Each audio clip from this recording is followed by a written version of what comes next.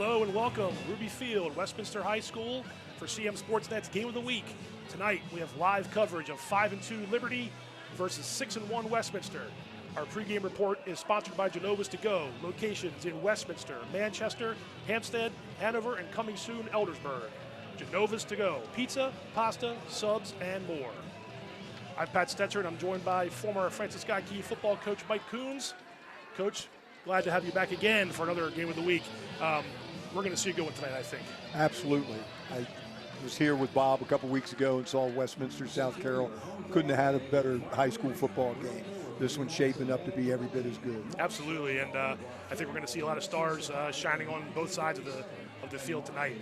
It's Liberty and Westminster on homecoming night at Ruby Field, and it's a big game in terms of the county championship title. We'll talk about that a little bit later. First, let's hear from the coaches. We talked to the coaches ahead of the tonight's game. I caught up with Coach Liberty Luth Liberty coach Larry Luth, that is, earlier this week. Let's hear from him as his team prepares to take on Westminster. Coach, in order to get to this week's big game against Westminster, you had to play a really big game last Friday, too, against South Carroll, and you guys come away with the victory. How pleased were you with the boys' effort in a game that's, again, game of the year billing, and it lived up to the hype? It was fun. It was a great atmosphere. The kids were into it on both sides. I thought it was a clean game.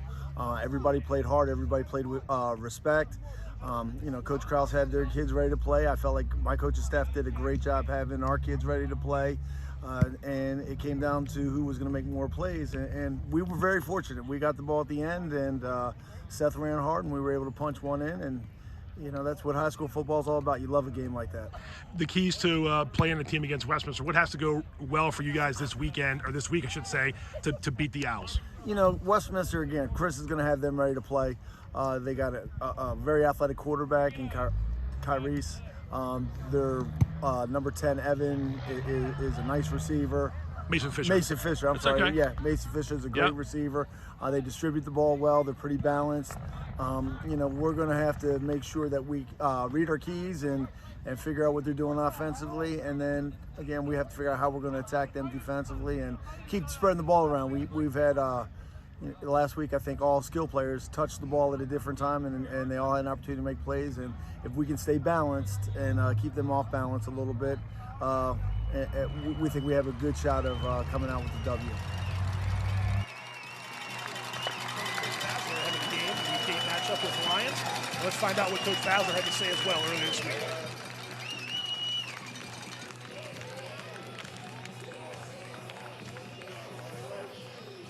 Let's hear what Chris Bowser had to say earlier this week. Coach, pretty big game coming up this week against Liberty. Things had to happen for this game to be what it is right now with what's at stake. How are your guys preparing this week? I know you probably don't want to do like any other game, but they know that we're into the late in the season and these games really mean something now. Yeah, I think if you look at our games against Liberty, since I've been the head coach, they've always been hard-fought, tight games that have been meaningful, that have come down to one play or two plays, and they know that. And I think with them beating South Carroll last week, it just kind of brought that to the forefront of how competitive and tough this game's going to be. You've been talking about these guys trying to find their identity with 2 regular season games to go. Do you think that they've got a little more a sense of what they are, what their strengths are, that kind of a thing? I think so. I think we have, and we've been growing and progressing every week, and the easy answer for that is we'll find out Friday night. It's about playing well against the good opponents, and they certainly are. There's some stars in this game on the field on Friday on both sides of the ball. For Westminster to get a win, what are some of the keys to victory in your eyes? I think it's doing our best to contain their offense. I think they are the best offense we've played all year. And they have some great players, and turnovers I think are going to play a huge key one way or the other in this game. All right, our thanks to Coach Larry Luth of Liberty and Coach Chris Basler of Westminster, and Coach Coons with me as we get ready for the coin toss. What are some of the keys to the game tonight, Coach? I think Westminster needs to make the decision to run and control the ball earlier. Again, I alluded to the South Carroll game, and they came out and tried to sling it all over the place. Right. And I'm not saying they can't throw the ball, but they are a ground and pound team. They are power, dive, counter, and I think they have to get that going. The quarterback's going to be huge, as he always is, but they got themselves down 14-0 in that game and had to go back to basics, and got themselves right back into it. Yeah. And then Liberty, you mentioned last week's game, huge against South Carroll, the 35-34 Absolutely. victory. Again, we spoke off air. I think the Brunswick game, again, no disrespect to Brunswick, it has to be a bit of an outlier because I was stunned at that result. Right. Having seen Liberty on tape, not in person. I'm not a student of the past game, but they have the most incredible high school, at least for this area, I think, just the soundness of it. Yeah. There are routes to beat man. There are routes to find seams in zone, and the quarterback seems to have a very good grasp of all that. Yeah, I think you're right about all those things. I think it's going to be setting up for quite a contest here tonight at Ruby Field. Liberty 5-2 and 4-0 in Carroll County play. Westminster 6-1, 3-1. Coach mentioned the one loss was to South Carroll. Getting set for the national anthem, Westminster High School's marching band. And then after that, we will get started. But the coin toss, more about that in a second.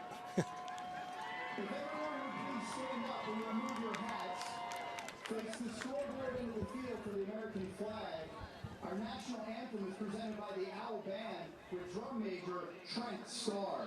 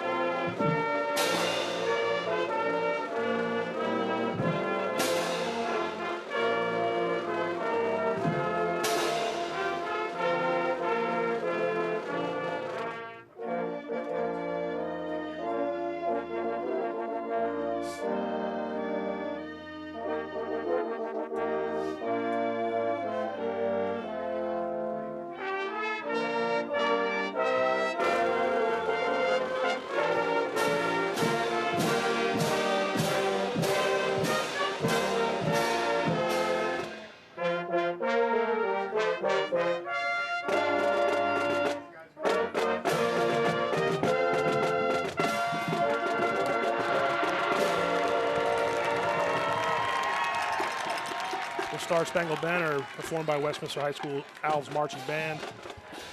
The coin toss was won by Westminster and they deferred, and I think Liberty's getting the ball first. So we'll see that passing game right off the bat on the very first possession, Coach.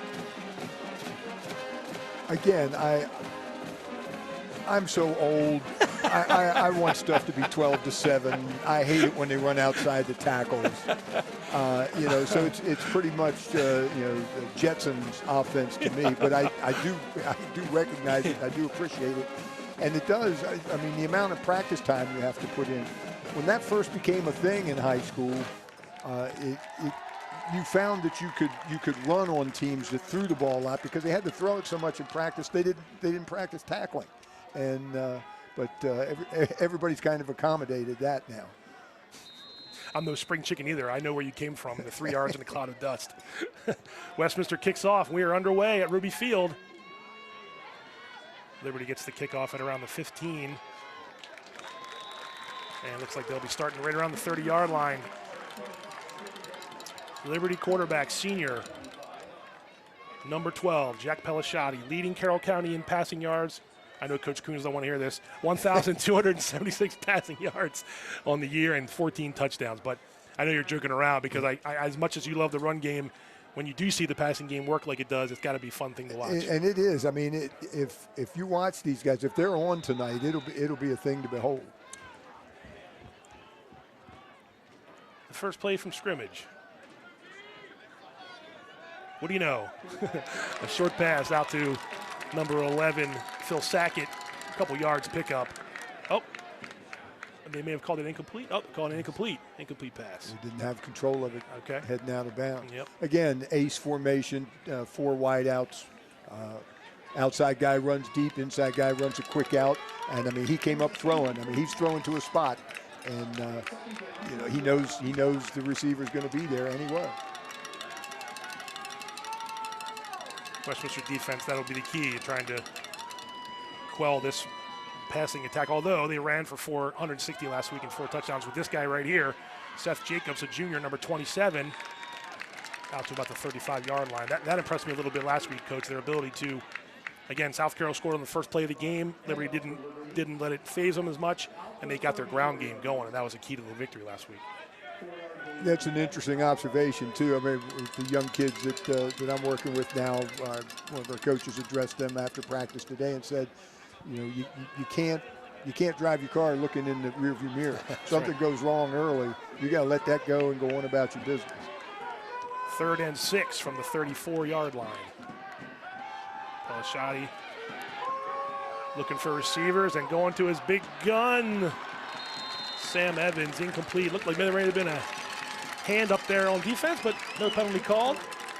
And that's the playmaker, Sam Evans, the senior receiver for Liberty. 26 catches for 535 yards and eight of Jack Pelishati's touchdowns, but incomplete pass. Going to bring up 4th and 6, and the quarterback stays on the field to punt. He came out with trips towards Westminster's bench. That's another interesting take with the bunch packages and the trips. And receivers are just going in all directions. And he went for the deep ball. Good pressure by Westminster on the pass play. Yep, and a low snap to get it off.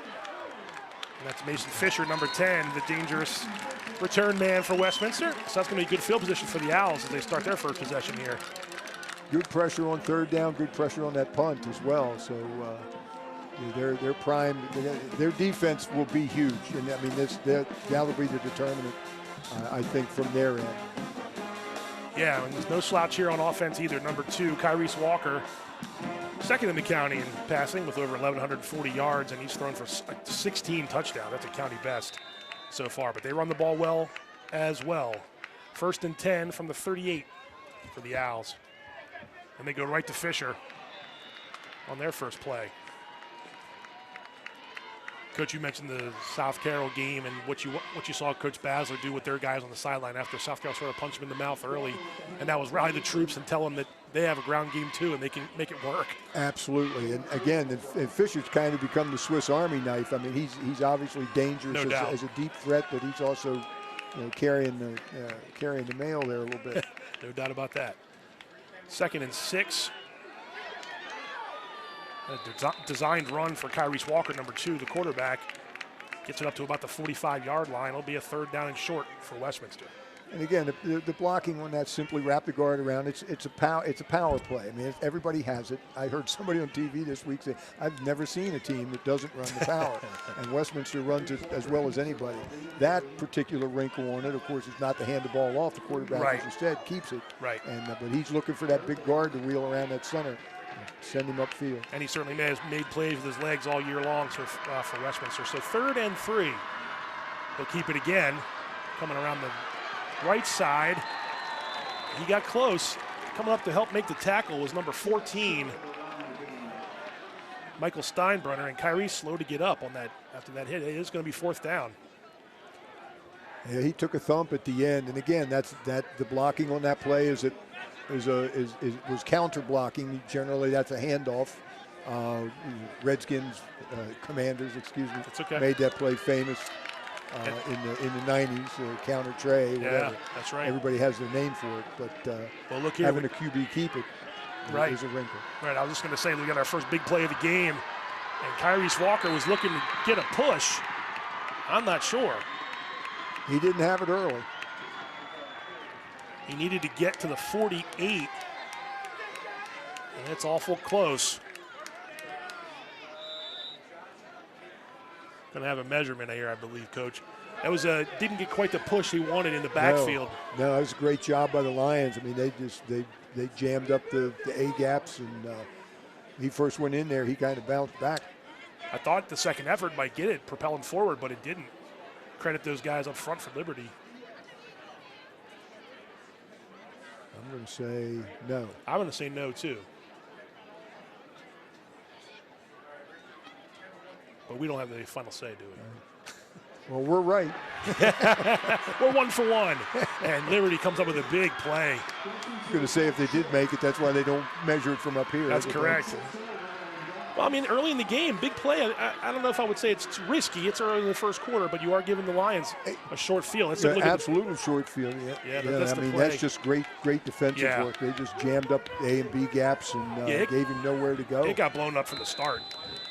Yeah, so you start out in the other people's territory. That's a good deal for you. Absolutely.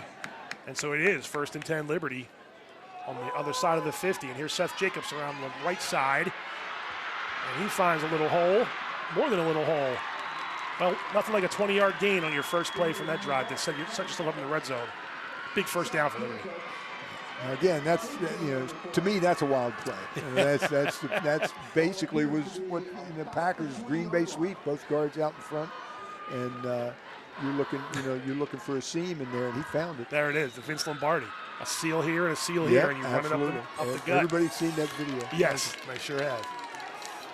So 1st and 10 now at the 20. Oh, Pelishati keeps it himself up the middle. Wrapping him up was number 28, Michael Simons for Westminster. Empty backfield. Yeah. And brought the guy out of the backfield to trips to the left and then ran the guy in motion like a jet sweep. You got to be conscious of the wide side of the field, and then the quarterback keeps it up inside. So we've seen a lot of legs from quarterbacks today. And a big gain on first down, which is also a huge plus if you're on offense. 2nd and 3 from about the 13-yard line for Liberty. And our first flag of the game. I think you had movement in the backfield there from the Lions. Yes, sir. So a false start will back them up on 2nd down. Make it about 2nd and 8. They have kind of an H-back setup. You got a halfback back with the QB. QB, yeah. And then a blocking back in essence from where he was set up, up close to the line. They're in it again. Right, almost like a little pistol formation.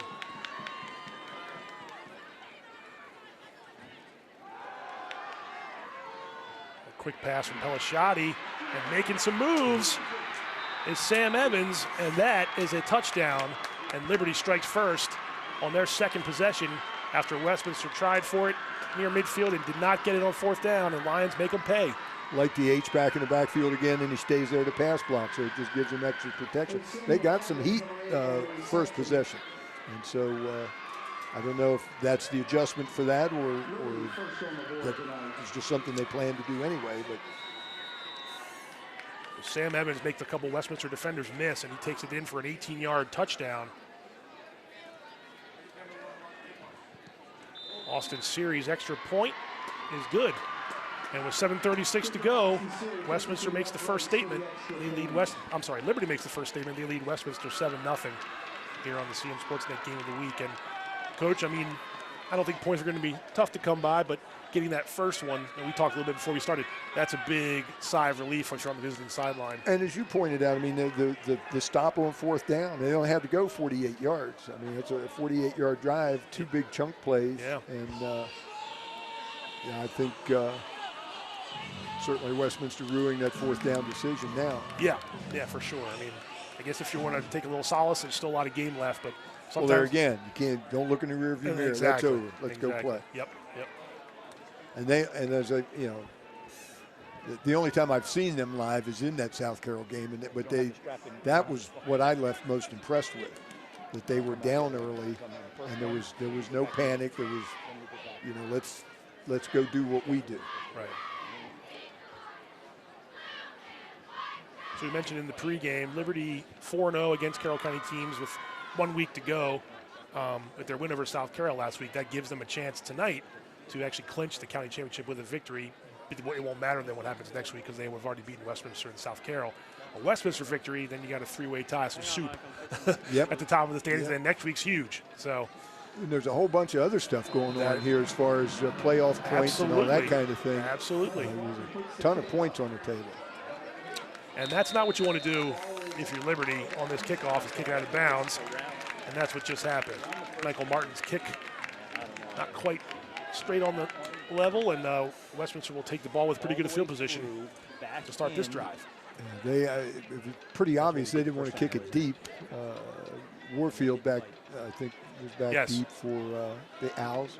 And the Lions didn't appear to want any parts of him. I know South Carroll tried their best. I'm sorry.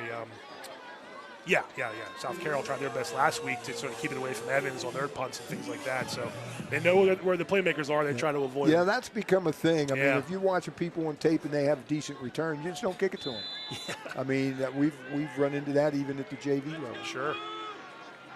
1st and 10 Westminster from the 35-yard line.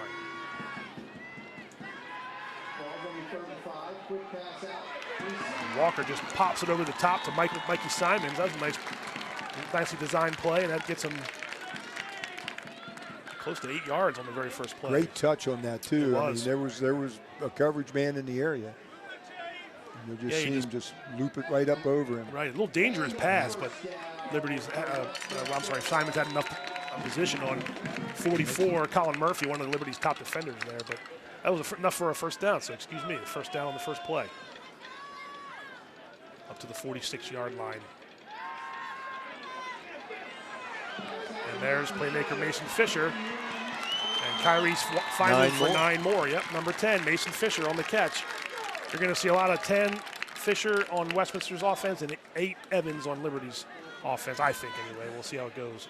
If the Owls can throw the ball effectively, it's going to make their runs all the more effective as well. Sure. And now you have to defend everything.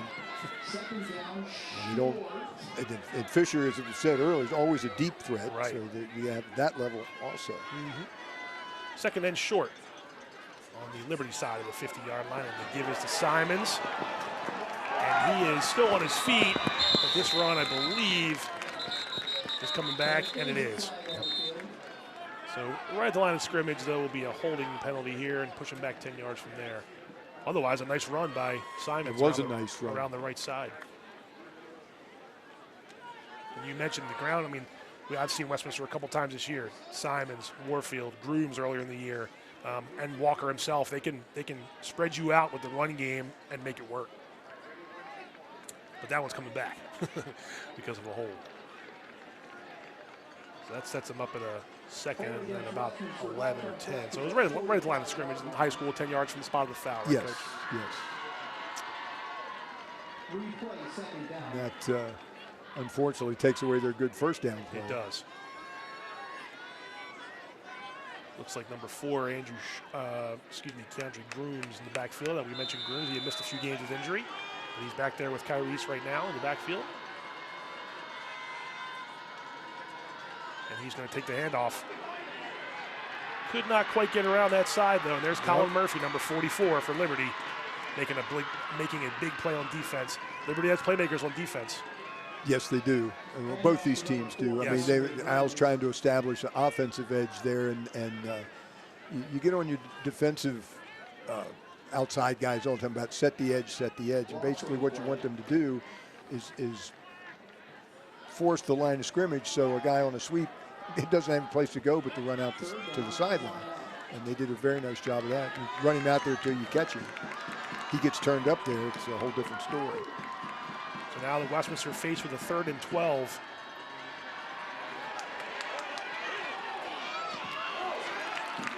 And the catch is made by number 9, Clayton Dorsey, but he is going to be just a little short, I believe, of the first down. But a nice rollout and a connection.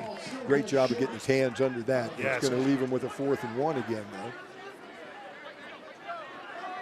And you see 2 defenders jump the lower route here, and I don't think that was the plan.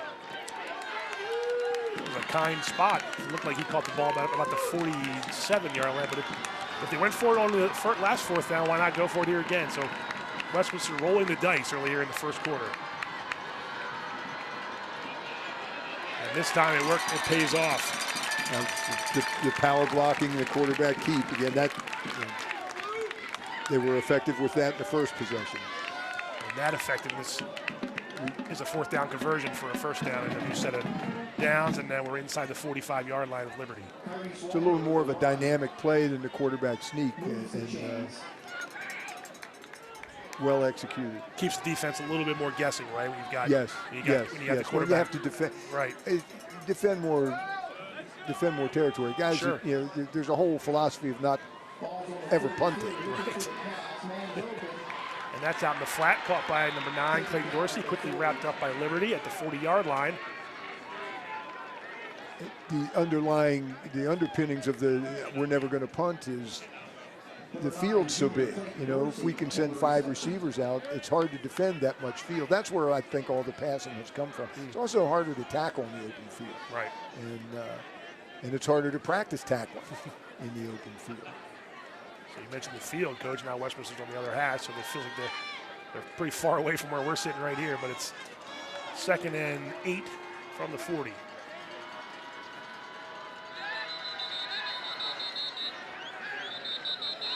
Before that play can get moving, a false start. And watching the Owls through the season so far, one of their weaknesses, if I'm going to say that, is a penchant for penalties. Self-inflicted wounds. Yes. Well, again, they were in a position to put the South Carroll game away. Had a long touchdown run to put them up 2 scores, but it came back on a penalty, and then things went off the rails for them. I didn't see the procedure there. I didn't see what. I didn't either. Somebody wasn't set. Yeah. Fisher came in motion. It's going to back him up. I didn't see anybody move. Yeah, me neither. And it's going to back him up behind the sticks. 2nd and 13. And that's Kyrese Walker up the middle and very close to breaking that for even longer, but a pretty good run on 2nd and long. Puts him back in 3rd and short situation. Nicely designed play there again by Westminster.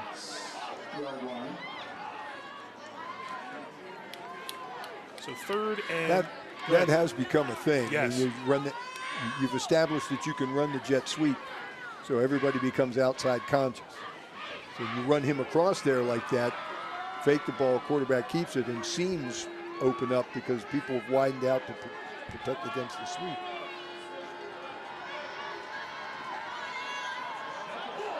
That looked like maybe it was supposed to be a shot. Yeah, incomplete. I was going to say it looked like a forward pass. Yeah. Incomplete pass. He was trying to. I don't know if he was trying to shovel it forward to the running back. It was. No, that was a design shovel Okay. pass. That's exactly what that was. So we're at 4th down again, and hey, we've had 2 4th downs here on offense. Why not have a 3rd?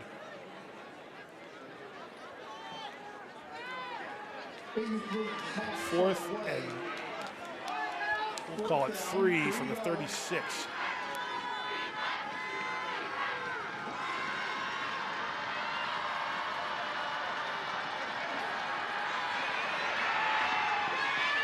Oh! Jackson Zaransky, number 11. Let's see what they decide. That's a catch. Again, a rollout from Kyrese Walker and a nice catch by waiting for the receiver to release. Great job. There's Fisher in the in and out motion. That's who he wants. Exactly. I'm just going to say that. He's hit. It puts it on. Oh, that was really nice play. Was he in? I was going to say, it says replay on there. And you know what that means on Saturday when you're watching on Sunday when you're watching on TV. They don't have the luxury down the field. Absolutely. Nevertheless, it's a 1st down for Westminster. 1st and 10 from the 15 after that big catch by Jackson Zaransky.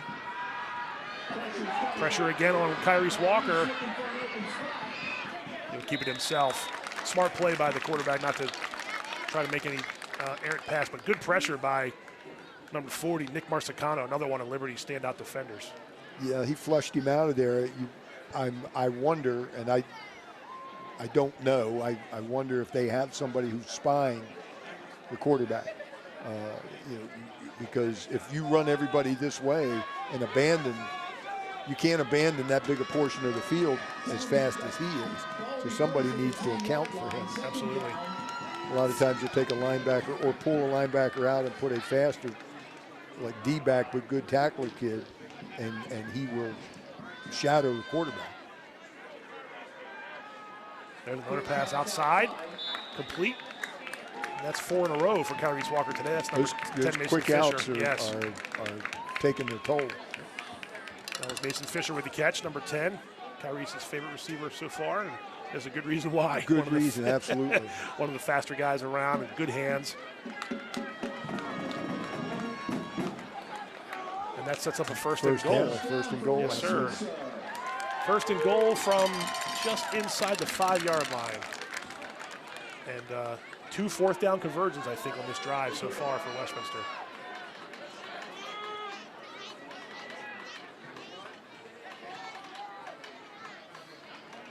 The give is to Simons, 28, and he burrows his way toward the goal line. Let's see. Coming up just a little short. Mikey Simons, gain of 4 there, I believe. I thought he was in, but well, the lines are tough. They have the soccer yes. goal box, whatever that is, down there, and it throws you off. It does. It's just a little bit past the goal line. Regardless, second and short. See what they call here. That's a touchdown. So they answer. Under 2 minutes in the first quarter, and we're looking at a tie game. Number 28, Mikey Simons, I believe, on that short touchdown. And so, like Coach Kuhn said, with 1:47 left in the quarter, we're an extra point away from tying the game.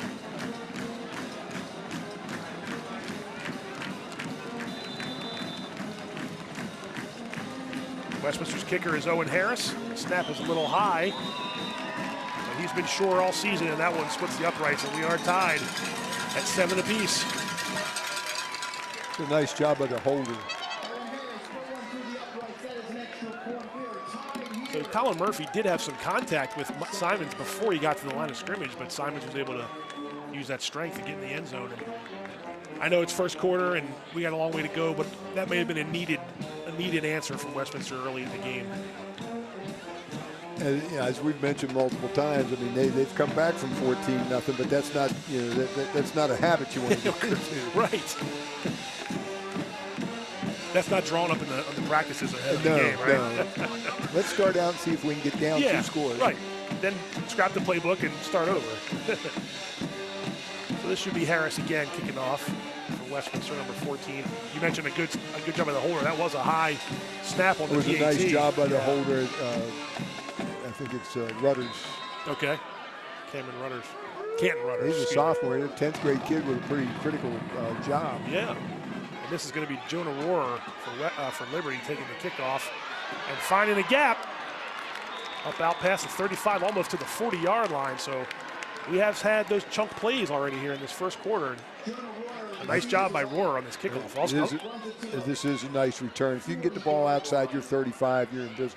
Another 10th grader, I was going to say. So there you go. A couple sophomores making their case here in the Westminster Liberty game.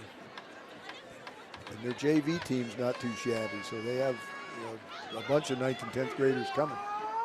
I didn't mention this in the pregame show. Westminster beat Liberty last year 13-7, and the Owls have won 9 of the last 10 in this series.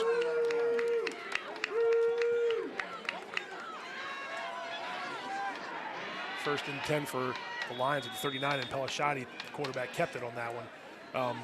The Lions' last victory over Westminster was in 2018, but before that, they hadn't beaten them since 2009. So Westminster's dominated this series so far, but Liberty, as we know, in the recent years has become a county power. So 2 of the really top programs in the county meeting tonight here at Ruby Field. It's a nice job. They're riding the running back in. It's basically a read option. Rides him in. If they close down on the running back, he pulls it and runs it himself. And again, that's in high school, that's hard to do. I mean, most high school teams, at least in the recent past, you saw them run that play, they predetermined who was getting it. He's reading that. And this time the opposite throw, and it's a little high. Incomplete, intended for number 10, Carson Struble. And a nice play by Westminster's John Manley, number 23. He's been one of the top defensive backs. Yeah, it was fortunate that was overthrown. Yeah. Because he closed on that pretty quickly. He did. As the pass was coming. Pick there is the proverbial pick 6. Exactly. I was just going to say, as the pass was coming, I wondered if it was going to be Manley's chance to have a pick. But high pass, incomplete, 3rd and 4 from the 45-yard line. 1:22 to go in the first quarter. And Pelishati.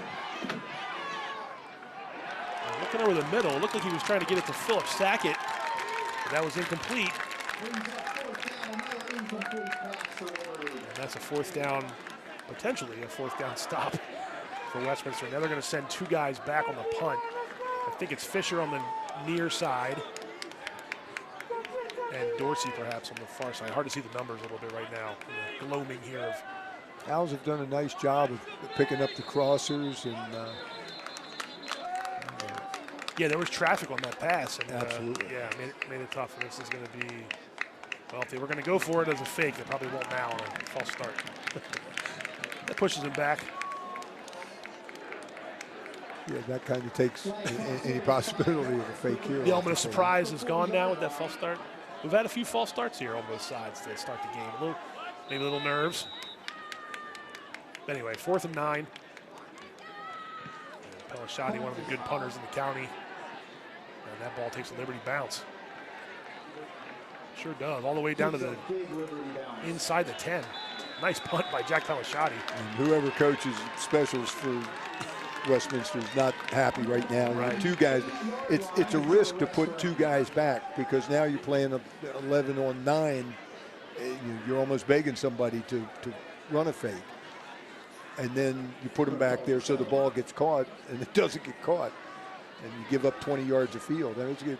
That's work to get that yardage back now.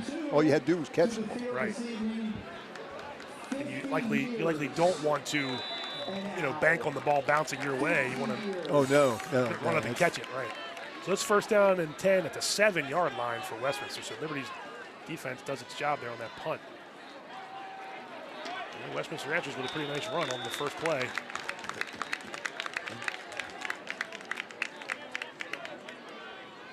This is what I expect to see from them. I think they'll try to wear you down. Although Walker's already demonstrated his arms and legs are going to be a factor as well. That was Mikey Simons on that run, and he picked up about 5 yards, maybe 6. Closing 30 seconds here of the first quarter at Ruby Field. We're tied 7-7. 2nd and 4, we'll call it, from the 13. Will help from the O-line pushing through. And there's Kyrese Walker again, keeping it himself, and he might be having 1st down, if not pretty close. Yep, first move the chain. So that play has helped the Owls here a couple times today so far in the first quarter. Yes, I was surprised to see him slow it down there a little bit too. They're trying to shorten the game, and against a passing team, that's never a bad idea. Well, that's the end of the first quarter. Liberty 7, Westminster 7. CM Sportsnet Game of the Week.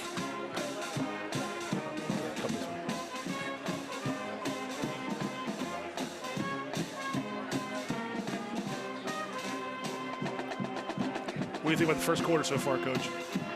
A little different than I expected. A lot more running. I thought the ball would be getting thrown all over the park, and they both have thrown the ball. A lot of quick outs. The only really distance pass we saw was Walker under duress. So it's been a little more hammering and a lot more hammering than finesse so far. Hammering works sometimes when you're this closely matched. Obviously Liberty scored on their big chunk plays on their first drive. See the first quarter stats. Obviously the rushing yards pretty even, but Westminster's passing on that last drive was the key to some of those. Yeah, the 18 passing for Liberty to me is the I don't want to say stunning. That's a little much, but Sure. That's surprising to me. Yeah. But again, as we mentioned already, the Owls, their coverage scheme been pretty effective. Yeah, obviously. and their scoring drive, as you mentioned, was on a short field, only 48 yards to go. They didn't have to go a whole lot of yards. Right. So second quarter will begin. 1st and 10, Westminster from the 19-yard line.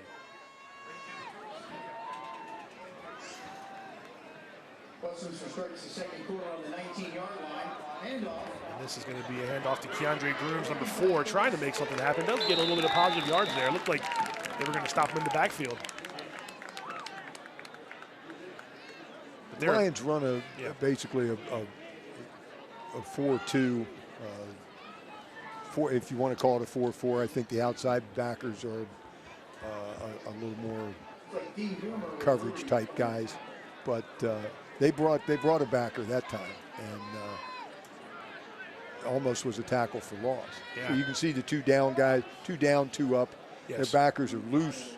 Yes. I mean, again, that's out of respect for what you're seeing right here. There's some pressure on Walker. He's going to let it go. That's going to go out of bounds at about the midfield. And you mentioned that on the last possession that Liberty was able to so far apply some pressure to Tyrese Walker. They've both, defensive lines and front sevens have gotten in the vicinity. We haven't seen a sack yet, but we've seen some hurries certainly. Keandre Grooms came off the field limping a little bit, a little disgusted with himself. I know he's been dealing with some injuries. I wonder what it is. But anyway, 3rd and 5 from the 24-yard line. Tyrese Walker directing traffic back in the backfield. Fisher in motion. And Walker's pass is intercepted. One-handed. A big play from number 15, senior Dean Bohmeyer. And that was going to be a first down completion if not for that play by Bohmeyer. Watch this catch. You mentioned that pressure again. Wow. Really nice play by Dean Bohmeyer. And here we go again, a short field for Liberty. That had all the appearance of Lester Hayes' stickum catch. Check his hands for grass and dirt. That's right. Liberty's doing obviously playing some zone. They're not or trading off their man if that's what you don't see. Usually a telltale of running man defense. You run somebody in motion, somebody runs with him. They just drop a guy off and somebody steps up on the other side. So now the line started at Westminster's 33-yard line. And they're going to go backward on that run. Number 52 for Westminster, Nick Comentis, with a nice tackle for loss as the handoff went to number 27, Seth Jacobs. Yeah, we joked earlier about the Green Bay sweep. That was that same play. Yes. And that time the Owls just smashed it. You never joke about the Green Bay sweep. You get those big boys up front. If somebody pulls, if they can get in their hip pocket and come right down behind them, they follow that guy right to the ball. Made famous by NFL Films as back to Seth Jacobs on the run. Not much doing on that one either, so pushing them back on that first down, Coach, it really sets you behind the sticks. I know they got guys that can make long jump plays, but... Well, they're going to need one. Yeah, exactly, that's what I was going to say. Westminster put in that position after 2 nice plays on defense. And it's going to be 3rd and we'll call it 12 from 34. And that was a straight handoff all the way. I mean, that had the same look of the read option, but there was no read to that. He was handing that off. Right. Well, so far the defenses have dictated the game a little bit here. I mean, like we said, Liberty scored on the short field. Westminster had the long drive. Other than that, it's been some punts into the backfield here on 3rd and 12.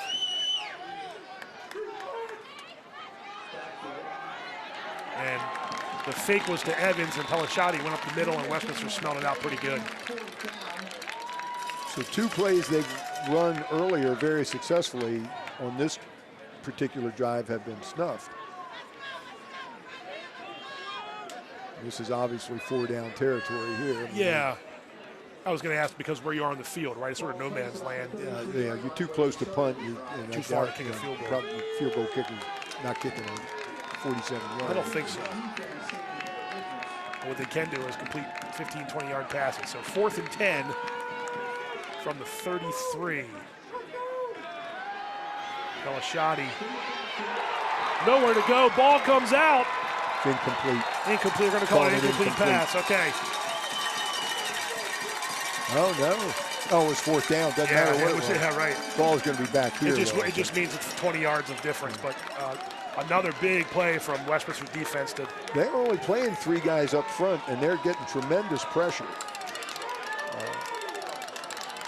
So they're big boys are doing the job right now. And when you're going to do it on 4th and 10, that's the win. That's the time to do it. So that sets up Westminster's offense now to be 1st down and 10 from the 33 with 8:50 to go. Westminster avoids the damage done by the turnover. Handoff is to Simons, and wrapping him up pretty quickly was number 53, excuse me, Nicholas Fortner.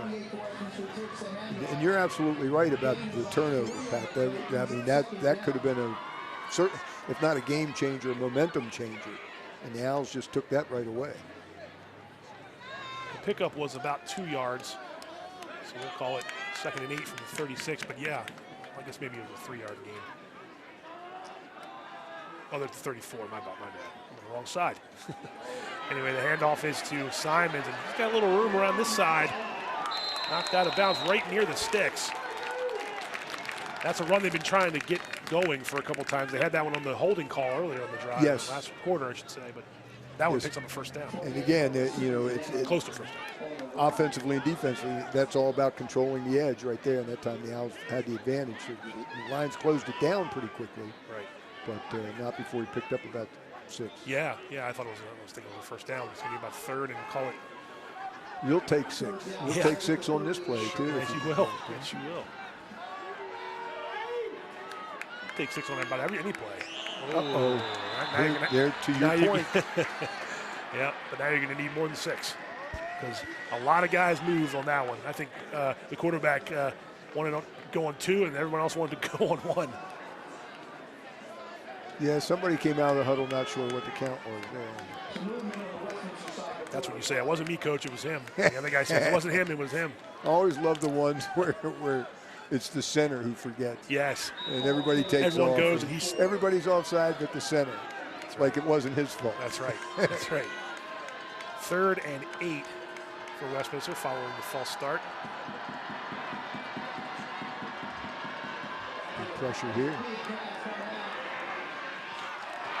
Incomplete pass. Kyrie's trying to go to the sideline for Mason Fisher, the Liberty sideline, and pretty well covered. Number 24, Matthew Nastasi on the defense for Liberty, and this time I think Westminster will punt on 4th and 8. That was an interesting throw too. I mean, he came out, he was throwing to a spot. I don't even think Fisher had made his break yet. And the spot was way on the other side of the field. And it was where it needed to be. Yeah. And the receiver was where he needed to be. I mean, that's pretty clearly not the first time they've run that. This with yeah, one another. Absolutely. This is Cooper Whitcomb for another sophomore, the punter for Westminster, and I think it's Jonah Rohrer, another sophomore. Sophomore to sophomore here on 4th and 8. Good snap. Whoa, not a good kick. Not a good kick. Took a little bit of a Westminster bounce, but yeah, only hit it off the side of his foot, and that's going to give Liberty pretty good field position. Up out past the 40-yard line. It should be at the 41-yard line, yeah. So again, Liberty can't be complaining about field position so far. In this No, one. that's for sure. And again, a little bit of a special teams gaffe. I mean, a physical error. He just didn't hit the ball properly. So that results in a good start, drive-wise, field-wise for the Lions. 1st and 10 from the 41-yard line. 7:14 to go in the 2nd quarter.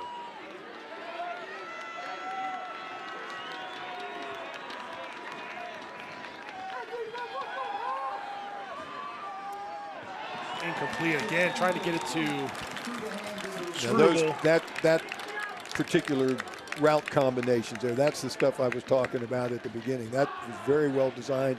The ball's out, it's placed. He's open, and it comes off his hands. I mean, it just hit him a little high.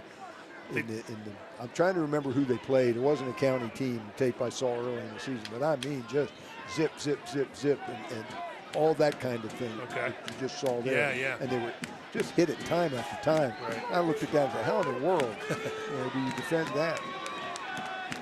There was a little bit of pressure there by Westminster's defense on Pellicciati. 2nd and 10. They're going to give it to Jacobs. And Westminster meets him there at the near the line of scrimmage. Number 20, Matt Heath, a senior linebacker. Westminster's linebackers have been active here.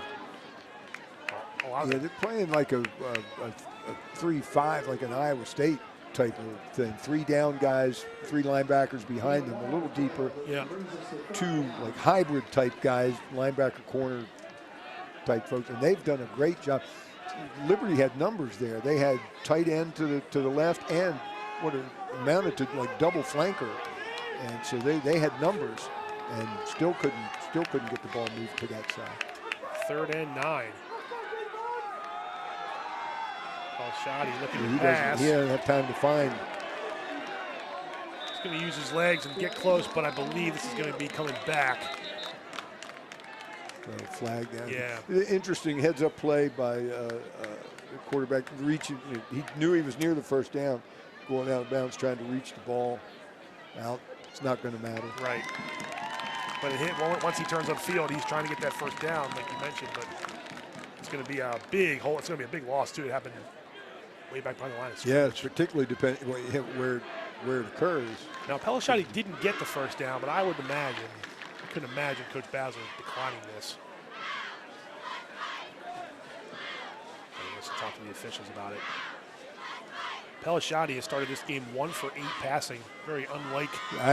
Now you want to ask me what I think the factor in the first half. That's it. That's it. That's it.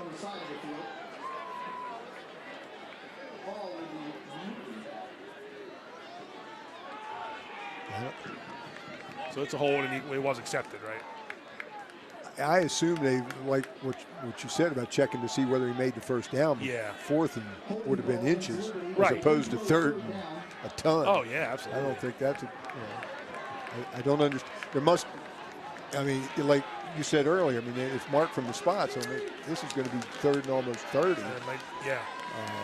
You take that every time, right? Sure. I mean, I don't know what the other option was. It couldn't have been 4th and inches. That wouldn't have been a discussion. So Pelishati coming into the game, 57.5 completion percentage, and tonight 1 for 8. I'm not good with math, but that's not 55.7 completion percentage. But anyway, he's going to try to throw one here, and he is going deep. And he almost had Sam Evans on that play. Great nice, coverage. yeah, I was going to say. You want to run those deep fade routes. You just want to run belt buckle to belt buckle with that guy.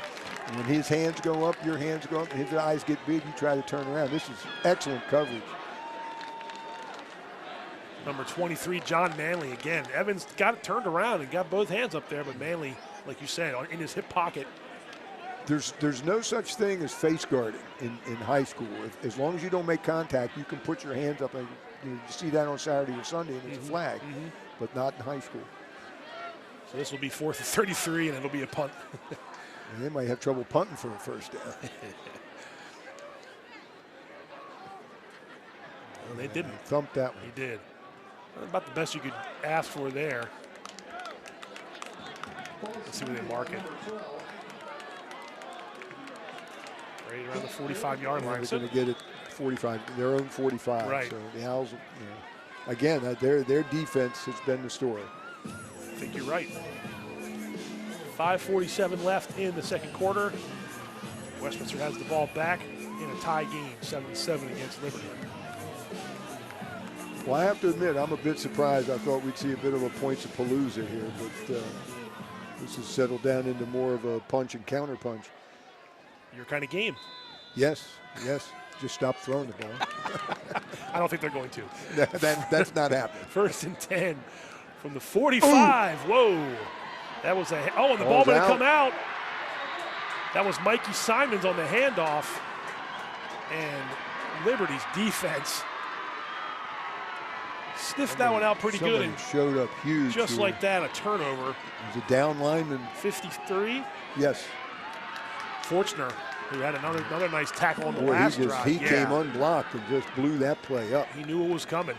And that's 2 turnovers now, credited to Liberty's defense. And just like that, back on a short field. That's an interesting point, too. The Owls have done it by playing the play, defending the play, and Liberty's defense has done it by turning the ball over. Pelishati, let's see if he can make Westminster pay. Get a big change play. Oh, almost with a diving attempt by Sam Evans. That was the pump fake, was trying to get some separation on Westminster defense, but it's an incomplete pass. I got to say, Pat, I'm not a fan of the blue sideline and yard markers. You weren't supposed to say that because I said that last time. And Oh, we got in trouble for AD it's like the time I said something about Ursinus's press box. And it wasn't Ursinus's game. We were going there the next week or something. But the AD was listening. And I was, man. Well, the AD was listening to me 2 weeks ago, and now he's telling me, oh, I got to change it. Well, I'll argue with him I about think the they look color. nice. I can't see it. I think they look fine. Handoff goes to, I think it was Jacobs, but it was up the middle for Liberty, and not much doing there either. So Westminster, yeah, it was Jacobs. I'm sorry, 27. Westminster's defense has absolutely really stood tall here on these drives. Getting faced with short fields on the turnovers, and so far nothing's been doing for Liberty's offense. They have, if they stop this on this possession, they're probably going to have to stop 2 plays. I would think so. Then they will have bailed them out twice bailed the offense out twice from turnovers. 3rd and 8 from the 38. Trips, throw back the other way, and he's down. He slipped. Yeah, they had a screen they wanted to set up. They got it to number 2, Brian McLaughlin, and I don't know that Brian was going anywhere anyway. I don't know. Yeah, blue shirts showing up everywhere. Well, there's what you said about 30 seconds ago. That's another stop, and it won't be 2 plays. This looks like a punt for Liberty. Well, if you were going to run a fake, this would be a good place to That is fair. That's fair. And again, you're playing. You got 2 gunners out wide, so you're playing 9 on 7 in here. Pelishati, a high kick. Oh, be careful, man! It hits you in the helmet. That's a fumble. A little bit of a Westminster bounce on that one. I did hear a coach yell poison, so that was always a good. A good sign. Yeah. But it was inside the 20, and that's probably what you wanted if you're Liberty. He initially hit that, and I thought, ooh, that's not what he wanted, but it is what he wanted. He was trying to pop it up. 4 minutes exactly. Yeah. If you're going to punt from close, you do have to. I mean, you're trying to get it. In the old days, you would have kicked it out of bounds. Right. Okay, which is still my favorite. Coffin corner style. But everybody now likes that. If you can get that thing to backspin on it, and it hits about the 2 and bounces out to the 5, you're in business. Sure. It's a dangerous, risky, I should say, because obviously propensity would be going to the end zone, and then your net punt is ruined. But regardless, they're inside the 20. At the 19, here comes Kyrese Walker with some room to run. And he is out past the 40-yard line. A nice design run from number 2, Kyrese Walker. A big chunk play for Westminster, gets them out of harm's way. Again, but the receivers run, that whole area clears out. He gives them the juke there, and that's just great individual effort. Once the design gets you 5, and then you get the rest. Looked like number 60, big Jalen Jones, helping block there. You mentioned those guys up front just helping us seal an edge and let Kyrese do the rest. And he came into the game 3rd in the county in rushing with 540 yards, averaging 10 yards a carry. And now he's going to drop back to pass on 1st down. And this time he connects with Mason Fisher. Same pass as the last drive. This time it's complete. Yeah, they saw something during the week, but they keep coming back to this. Nice protection, too, it looks like, Coach. Really, Fisher just waiting for the ball. The outside guy. That's Mikey Simons for Westminster up the middle for some positive yards for Westminster. Outside receiver just ran the little 5-yard hitch, so all the space behind him is now open. And you run the receiver into that space. Get the ball there before the defender can get there. Yeah, now Westminster's offense is on the move as we go down near 3 minutes to play in the 2nd quarter. 2nd and 4 from the 32. Walker drops back. Pressure. Complete to Simons, and I don't think Westminster's coaching staff on the sideline likes this call because there is a flag in the backfield. We'll see, but it looked like it may be coming back on a hold. That was a nice dump out pass to Simons and out of the backfield. But I was watching Fisher. They switched spots. He was the 3rd receiver in. Generally, that draws coverage from a linebacker, and I don't think that's not what Liberty wants. But they did, and they had somebody else over top of him. It was a hold. Okay. So that is what Liberty wants, because it backs them up behind the sticks. That was a long, a nice play from Westminster on offense, but now after the hole, it takes them back almost near midfield. To the 48-yard line. 2:49 to go. Should be about a second.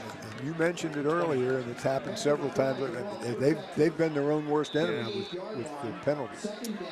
I feel like it's gotten them a couple times this season too, and they've been able to overcome it once or twice, but they couldn't against South Carroll, and so far it's hurt them a couple times tonight.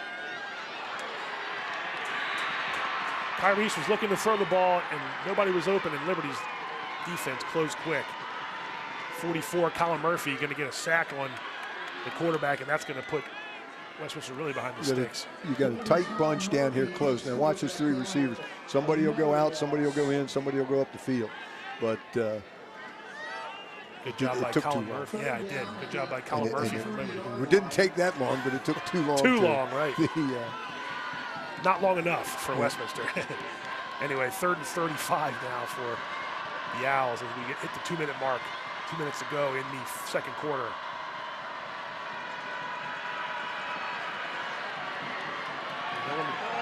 Walker looking to find somebody open. And he throws out of bounds. Well, that stops the clock for Liberty.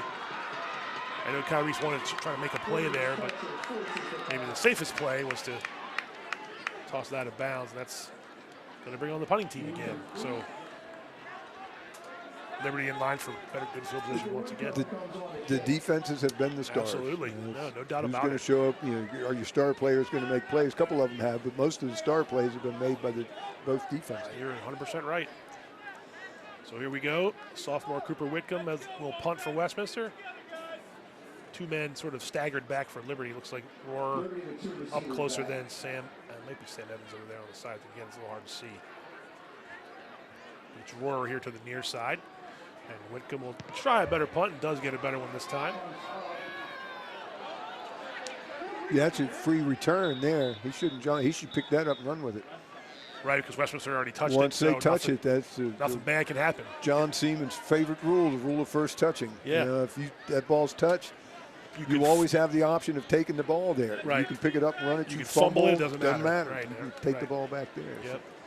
I have noticed officials this year oftentimes blowing the whistle as soon as it's touched. And said something to an official in one of our games the other day, and he said, you're right, Coach. And,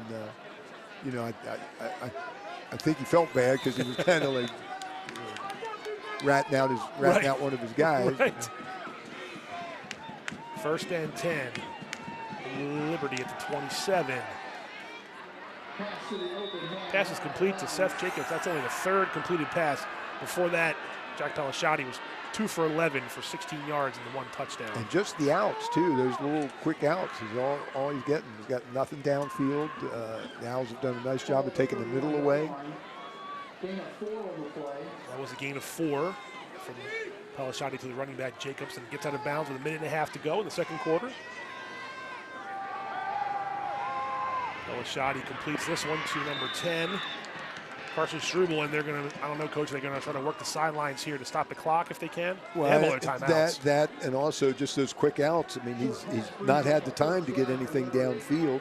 They've covered the middle, so what are they giving us? Well, they're giving us the quick outs, and that does help with the clock.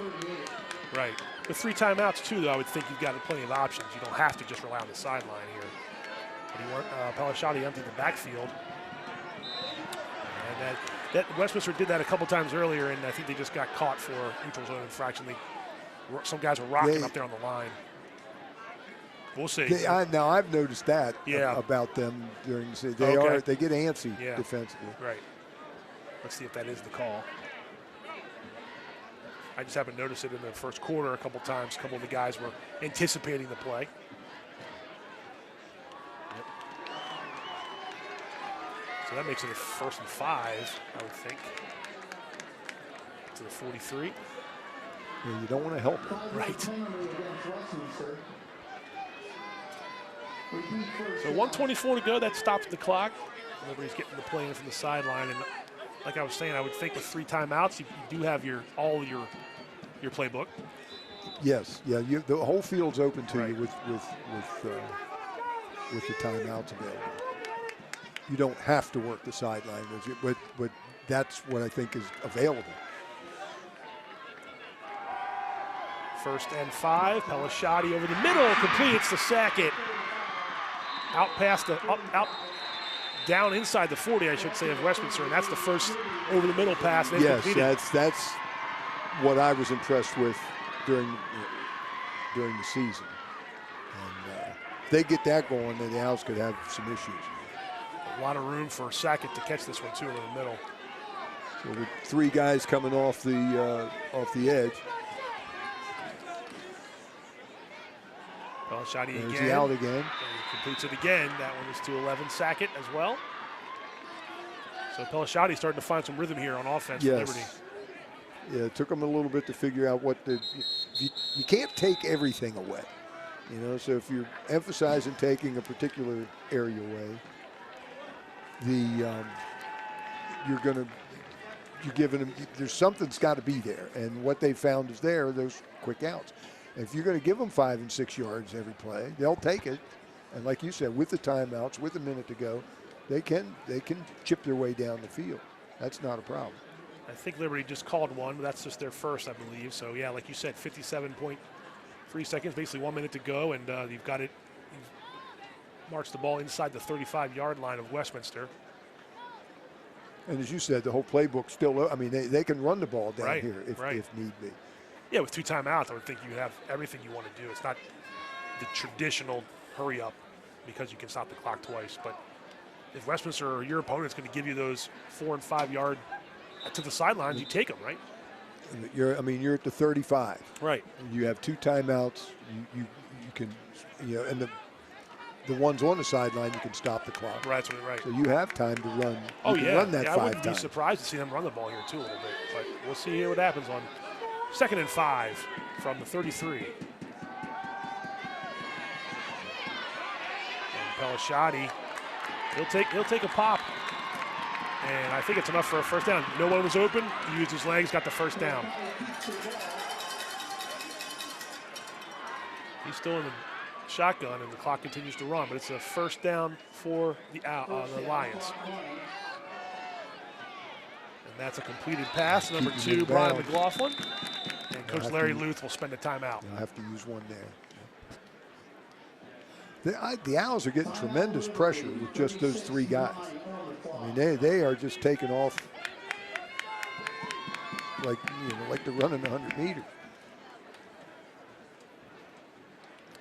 Those are big boys moving at a pretty good velocity. They'll deliver a blow on you. 36.9 seconds to go in a tie game. Westminster will get the ball to start the second half. So Liberty wants nothing more than to get some points here on this drive. It would have been a tremendous advantage had it been the other way, because you can score late in the half and get like a 2-for. That's you right. Get the ball back. 2 for 1. But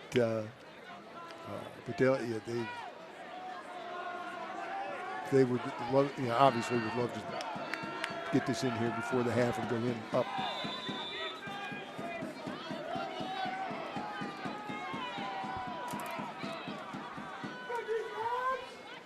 Second and 5. Swings it out here to Jacobs. This is coming back. He's tackled inside the 20, but like you said, Number 77 down here, just buried 11 with a block in the back. Okay. He just told him that right now. He said, me? He turned around. Jamie Travers for Liberty on defense, but you're right. Coming back. Did they call a hold exactly? Or did they call a block in the back? I didn't see the call. Well, I didn't see the motion. Either way, yeah, it's coming back. Yep. So 2nd and 5 will be 2nd and at least 15. Flags against Liberty. Ball's pushed back to the 30-yard line. We call second down. The clock is running.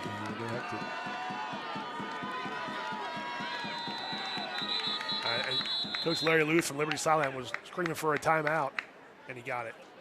But they did waste some time there.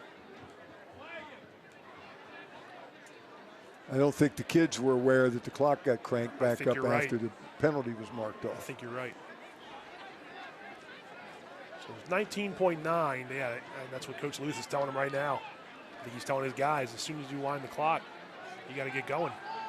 Now, they are talking over here. The officials are conferring at about the 15-yard line. Now, I'm trying to remember. It's a hold would stop the clock, or if it were to not stop the clock. I had that discussion at practice the other day, ball, right. and I hate to admit my ignorance on that. I think if because the offense committed the penalty, they would benefit if the clock stopped. Right. And they should not gain benefit from the penalty. I would think that's true. So the lead official is going to come over and explain to Coach Luth. It was a completed pass inbounds to Jacobs. So I would think, like you said, or else you just keep holding and stopping the clock if you want to do it to your advantage. Why not? So they're talking it out here with Coach Luth. So it's either going to be 19.9 seconds ago, and there you see Jack Pelishotti's numbers have come up a little bit since his 2-for-11 start. Yeah, he struggled. I mean, he did. He did. Again, no demeaning of him. He was just being defended well. Yeah, absolutely. Oh, he did. Definitely struggled. So Coach Luth is arguing his case on the sideline, but I don't think it's going to matter.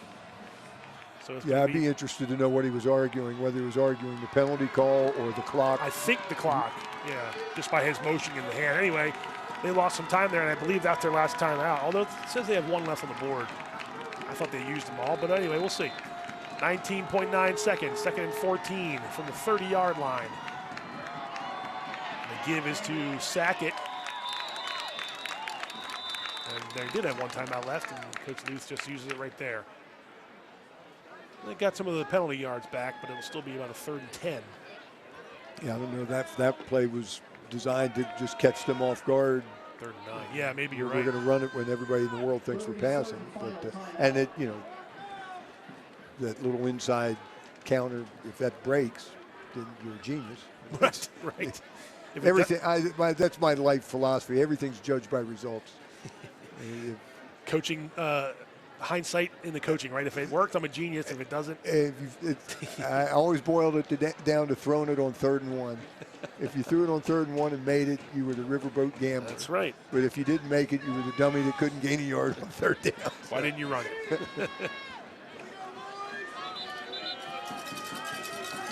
Well, this will be a 3rd and 9 with 15 seconds to go. 14. And now they don't have the luxury that you discussed earlier, either on the clock or with the timeout. Now, it will stop on a 1st down, but they'd have to hurry it up. And they are going for it all. The pass was caught, but I believe they're going to rule Sam Evans out of bounds in the back of the end zone. So a nice try by Evans, but I think he was out of the back of the end zone incomplete. And that's 4th and 9, and with 6.8 seconds left.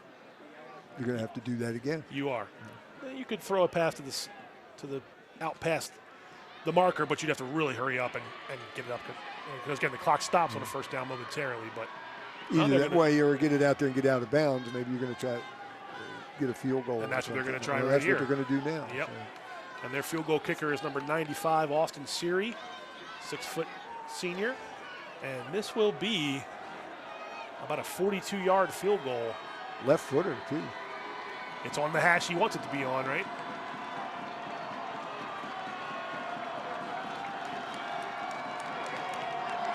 And the hold is down. It's going to come up a little bit short. No, you asked me if that was the correct side for left. I started playing golf. I have no idea. Nothing goes anywhere. And the clock, they get a little home cooking there for the clock, but that's the end of the half. So we've reached halftime. Liberty 7, Westminster 7. That field goal coming up a little bit short for Austin Seary. And there's your halftime stats, Coach, and pretty even. Yeah, 106 yards on one side and 149 on the other. Not a ton of first downs by either. Westminster hurt themselves both with turnovers and penalties. Liberty, no turnovers. Right. Not as many penalties, not as many yards. So, and the turnovers for Westminster actually didn't wind up they so fought that off very well. Yeah. And, this has been very interesting. Just the defenses have, as you said, stood tall. And you could go in at halftime try to figure out what you can do. We came in, we thought we could do this. This isn't working. Now, what are they doing? What can we do? We mentioned earlier the catching the little 5-yard outs. Yeah. I mean, somebody realized that was working. And I think the Owls would give them that, as opposed to some of those rocket launch ones we saw that were caught or near caught on the sideline. Right. That is really what I expected to see. I expected to see fireworks galore, and credit to both staffs. They've prepared their kids extremely well to take away the strengths of the other team. Yeah, it's been a defensive half. There's no doubt about it. Coming up next, we'll check in with our two most CM Sportsnet Athlete of the Week selections. We'll show you some of the things we've got going on at CM Sportsnet and let you know how you can get involved. Plus, we'll hit rewind and show you our picks from the September football plays of the month. After that, Mike and I will be back for the Genovas to Go halftime report to talk more about what we just saw, take a look at some of the biggest plays of the first half, and then take a look at what we're going to see in the second half. So we will be back after this.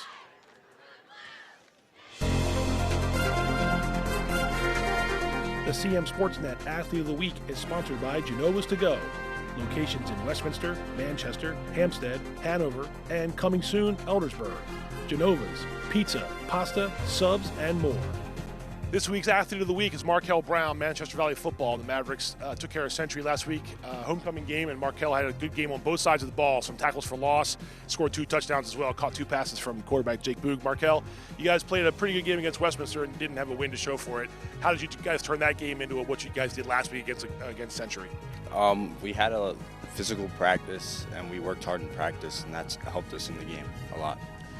You contributed on both sides of the ball, caught a couple passes from Jake, and also made a nice couple of tackles. I think 4 tackles and 2 for loss. I know you try to do really well on both sides, but is there one side you work a little bit harder on just to try to keep your game at the highest level it can be? I mostly work on defense, but in the past, this whole season, I had 7 catches for 4 touchdowns this year. So you're making them count when you catch them. Yep. The first month or so, the record isn't what you guys wanted it to be, but I know Coach said some guys were injured, getting back healthy, things like that. What do you see the rest of the season being like for the Mavericks on the football field? I think we had 3 tough games. We played 3 quarters, and I think we're trying to get together and play all 4 quarters and win some football games.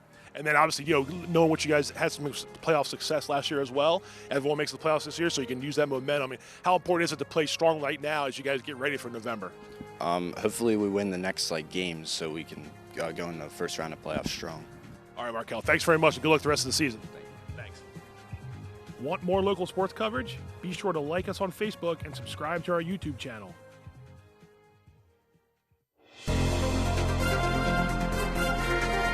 The CM Sportsnet Athlete of the Week is sponsored by Genovas to Go. Locations in Westminster, Manchester, Hampstead, Hanover, and coming soon, Eldersburg. Genovas, pizza, pasta, subs, and more. Back at Liberty for the latest CM Sportsnet Athlete of the Week this week, Seth Jacobs from Liberty's football team, 4 rushing touchdowns last Friday in the Lions win, 35-34 over South Carroll. Seth, the running game was on point really from the beginning of the game to the end, but how focused were you? How much were you really took it upon yourself to be the focal point of the running attack against such a good defense like South Carroll? I wasn't letting anything distract me. My whole focus was on the game, nothing else. Playing a game like that, back and forth, they score the first touchdown. You guys get up on them, they come back, take the lead, and obviously you had a little bit left in the tank on that last drive. What's it like playing in a game like that with such big things at stake, both crowds going crazy, you guys both making plays? How much fun? You've had a couple days to let it sink in. How much fun was that game Friday night? It was really fun, but you just got to keep your head high the whole time, energy up, and just do your job. And the Liberty's offense is, and we know Jack's one of the top quarterbacks in the state, but the offense has some running power as well. I know it's a lot to your linemen as well. You credited them last Friday when we talked, but how much have you seen the running game sort of grow and become another weapon for Liberty's offense this year? I think it's definitely improved. Yeah. It's not just a team that's going to be, it's Jack and Sam Evans and the receivers. How much do you guys work on becoming a powerful running game? Like you said, with it's yourself and a lot of the linemen and some of the guys run the ball as well. So, how much has that work paid off for you guys so far? It's worked really well. Everyone being able to run the ball has really worked in the game and helped. So far, so good, right? Big game this Friday against Westminster. Not the South Carroll's game wasn't big, but you had to win that one to get to this week. What's preparation going to be like, and what are you looking forward to the most of getting out there Friday and playing a good team again in Westminster? Just all focused on the game. It's for county championship, pretty much. Looking forward to it. All right, Seth Jacobs, this week's CM Sportsnet Athlete of the Week. Want more local sports coverage? Be sure to like us on Facebook and subscribe to our YouTube channel.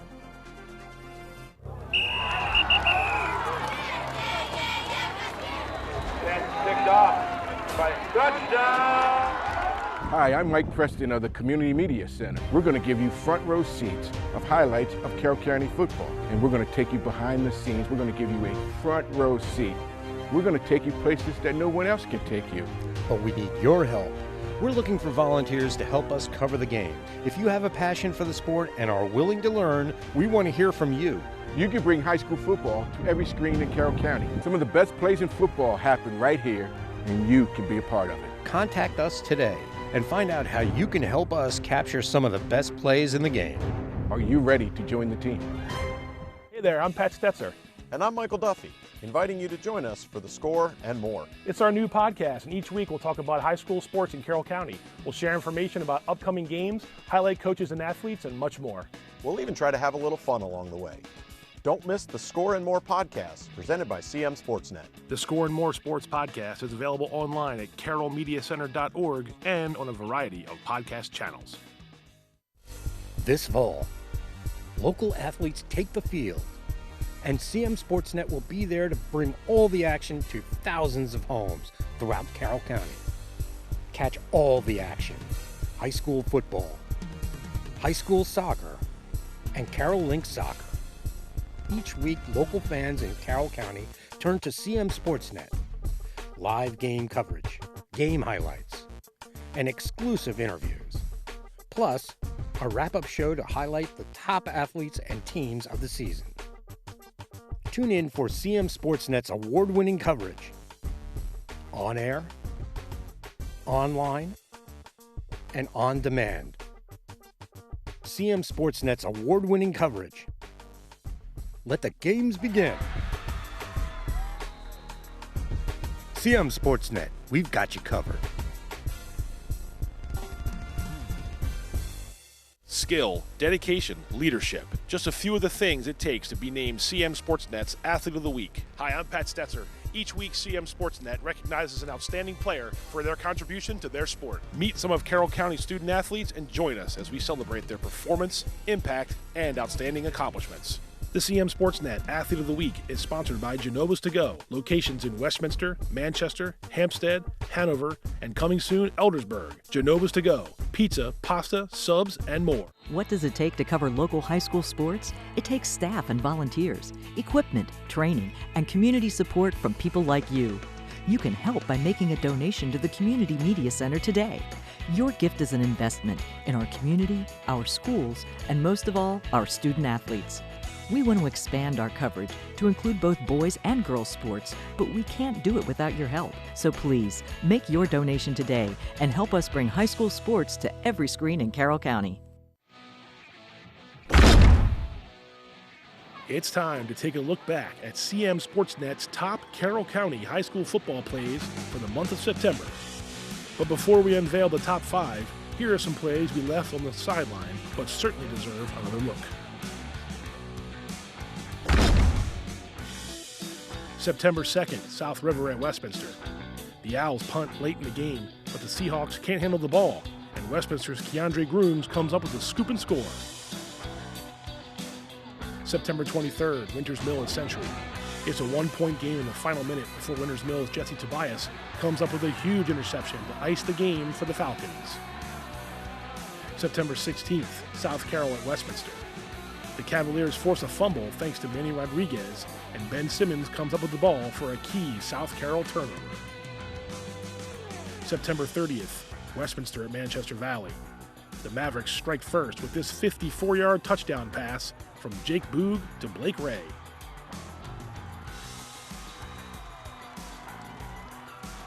And now it's time to count down the top 5 plays of the month. Number 5, September 30th, Westminster at Man Valley. The Owls try to move the ball past midfield, but Mavericks defensive back Marquise Morris keeps his feet in bounds and pulls off the pick against Kyrese Walker. Number 4, September 16th, South Carroll at Westminster. The Cavaliers have a strong start to the game, thanks in part to this 40-yard strike from Carter Mazalewski to Drake Hebron. Number 3, September 23rd, Winters Mill at Century. The Knights are clinging to the lead before Falcons QB Caleb Crouch finds Sean Restivo for the 17-yard scoring play. Restivo bowls his way into the end zone for the TD. September 16th, South Carroll and Westminster. How's this for the Cavs' first offensive play? Standout athlete A.J. Rodriguez takes the handoff and breaks off a 62-yard touchdown run to help SC defeat the Owls. Number 1, September 30th, Westminster at Manchester Valley. The Owls and Mavericks are locked in a defensive duel when Mason Fisher finds room and flashes his speed for a 63-yard touchdown en route to Westminster's road victory.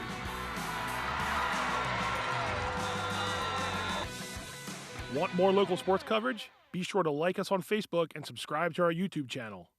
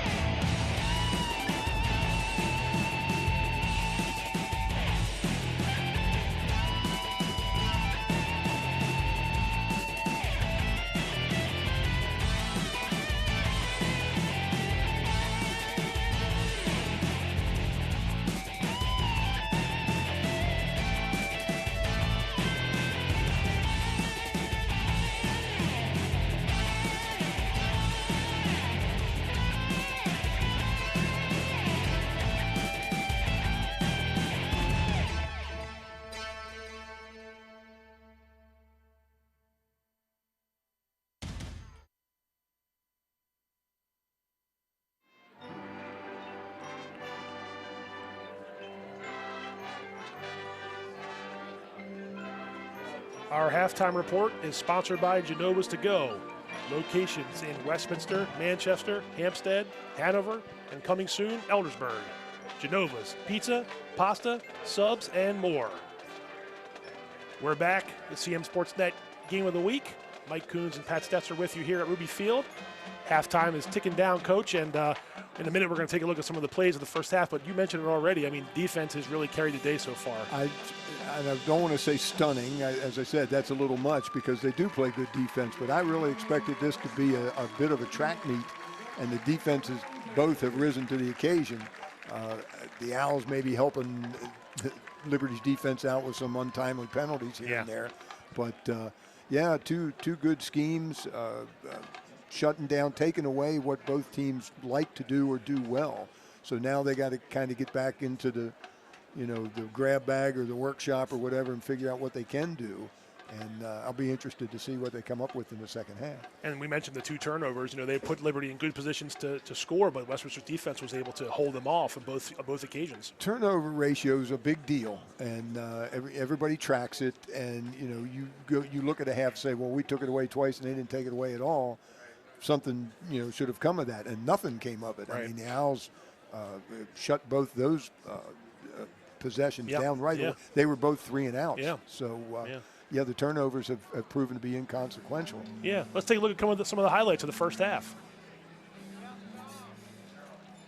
Like you said, Coach, I mean, the way the defenses have sort of set the tone, but we're going to take a look here at Liberty possession. I think this was that Seth Jacobs run on the right side. But again, this was a chunk play that led to the first touchdown for Liberty. And when they came back and tried to do it again, it didn't work. Right, and Liberty did score an 18-yard touchdown. They did get the ball to Evans on that one for that first score, but again, that was off of a shorter field.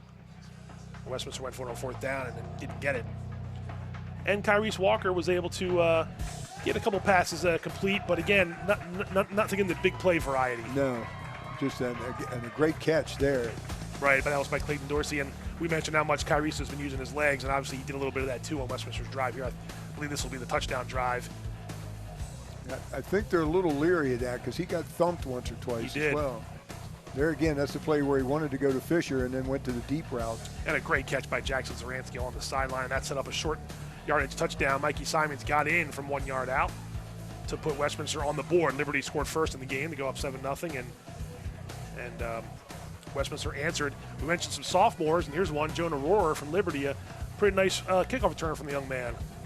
Yeah, now there is a kicker back. There's a safety yet to go, but that was still, that was good field position. Yeah. And then here's some more of that defense. Maybe the play of the game, right? The interception by Dean Bohmeyer. Absolutely remarkable play. Yeah. Yep. Just a great athletic play. And then Westminster pressured Pelishati on a 4th down. Boy, I'll tell you what. We were talking about that at halftime. It did look like a fumble there on that ball, but they called it an incomplete pass. And just tremendous pressure. Yeah. Now, I see the Owls playing a 4th guy down there more than I saw them playing 3 down quite a bit. Right. But and we're just seeing a lot of defense on these highlights because that's what the defense did. Yeah. That's that as good as you can cover anybody on a deep route. That was John Manley from the Owls, and this is going to be a fumble by Liberty's defense to collect the second turnover of the game, and then Westminster defense turns around and stops the Lions, like you said. So just really a back and forth, sort of like you mentioned, this like punch counter punch. This was a nice play by Kyrese Walker to Mason Fisher, but other than that, not a lot of big chunk plays for the Owls. No. Again, here's that pressure from Liberty's defense. They've made it tough for Kyrese, for sure. They have. I mean, it's been tough on both quarterbacks. Right. Neither of them have had their typical game. Yeah, Kyrese, 85 passing yards and just 38 rushing yards, and that's, if you're Liberty's defense, you're happy about that. Absolutely. Both defenses have to be very pleased with where they are right now. I mean, if you'd have told them coming into the game, you're going to give up 1 score in the first half, they'd have taken it. Yeah. They'd have taken it. Not a problem. Yeah, I mean, the 2 top offenses in the county, and South Carroll's right up there as well, but Liberty scoring 35 last week. Westminster put up 40 a couple weeks ago, and here we are 7-7. Yeah, again, I've said it several times, not the game I expected at all. Previous to the South Carroll Westminster game did become exactly what everybody thought it would be, and this is a different animal here. So this is going to be if somebody doesn't get on track, then it's just going to be who guts it out at the end, who makes a play rather than makes a bunch of plays. And maybe who makes the least amount of mistakes. I wanted to ask you before we get started here that, you know, you can preach that all week, obviously, about the mistakes and don't want to hurt yourselves. And it happens. These are high school kids. But how much do you really try to harp on that during the week? Is we're getting hurt by our own, you know, self-imposed penalties. Yeah, I mean, well, it's got to be tough for the coaches. Absolutely. It's a struggle when a kid does something that you've coached them not to do. And in the heat of the moment, like you said, they're kids. Sure. Just stuff like don't touch the punt, you know. Right. Don't jump on the short kickoff. Yeah. And then they do it, you know. Yeah, that's maddening. Don't rough the quarterback, and then they go rough the quarterback, right? No, I got you, because in their minds, I think, you know, hey, I want to make a play. I want to do something good for the team and myself. But everybody goes to their default, and if you're a ninth grader, your default's everything you've done in your backyard or rec. That's true. And it takes a while to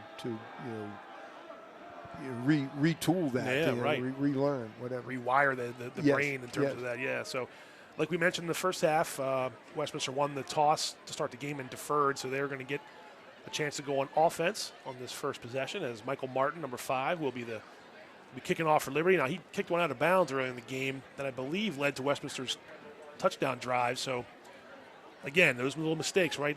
Which team's going to not make one and not flinch? The one we talked about in the first half with the punt. You know, catch the punt. Just catch the kicks, and you don't. Then you're not down inside the 5. Absolutely. Right. So here we go. Another short kick. It is picked up by Fisher. And that's not what Liberty wanted to do, because Mason Fisher is off to the races. Can Martin get him? He cannot. One play. How about that? And a touchdown. And I know what they're trying to do on those kickoffs is not get it to your playmakers. That one squibbed, and Mason Fisher runs up to get the you could see this. Well, this won't be the best shot of it, but you could see right after he picked it up, there was field. There was an opening. And no white shirts. And they didn't discuss this at halftime. I mean, this was not, well, let's pick up the squib kick and run it back. That was not part of the plan, but they'll take the points. Well, that's no doubt about that.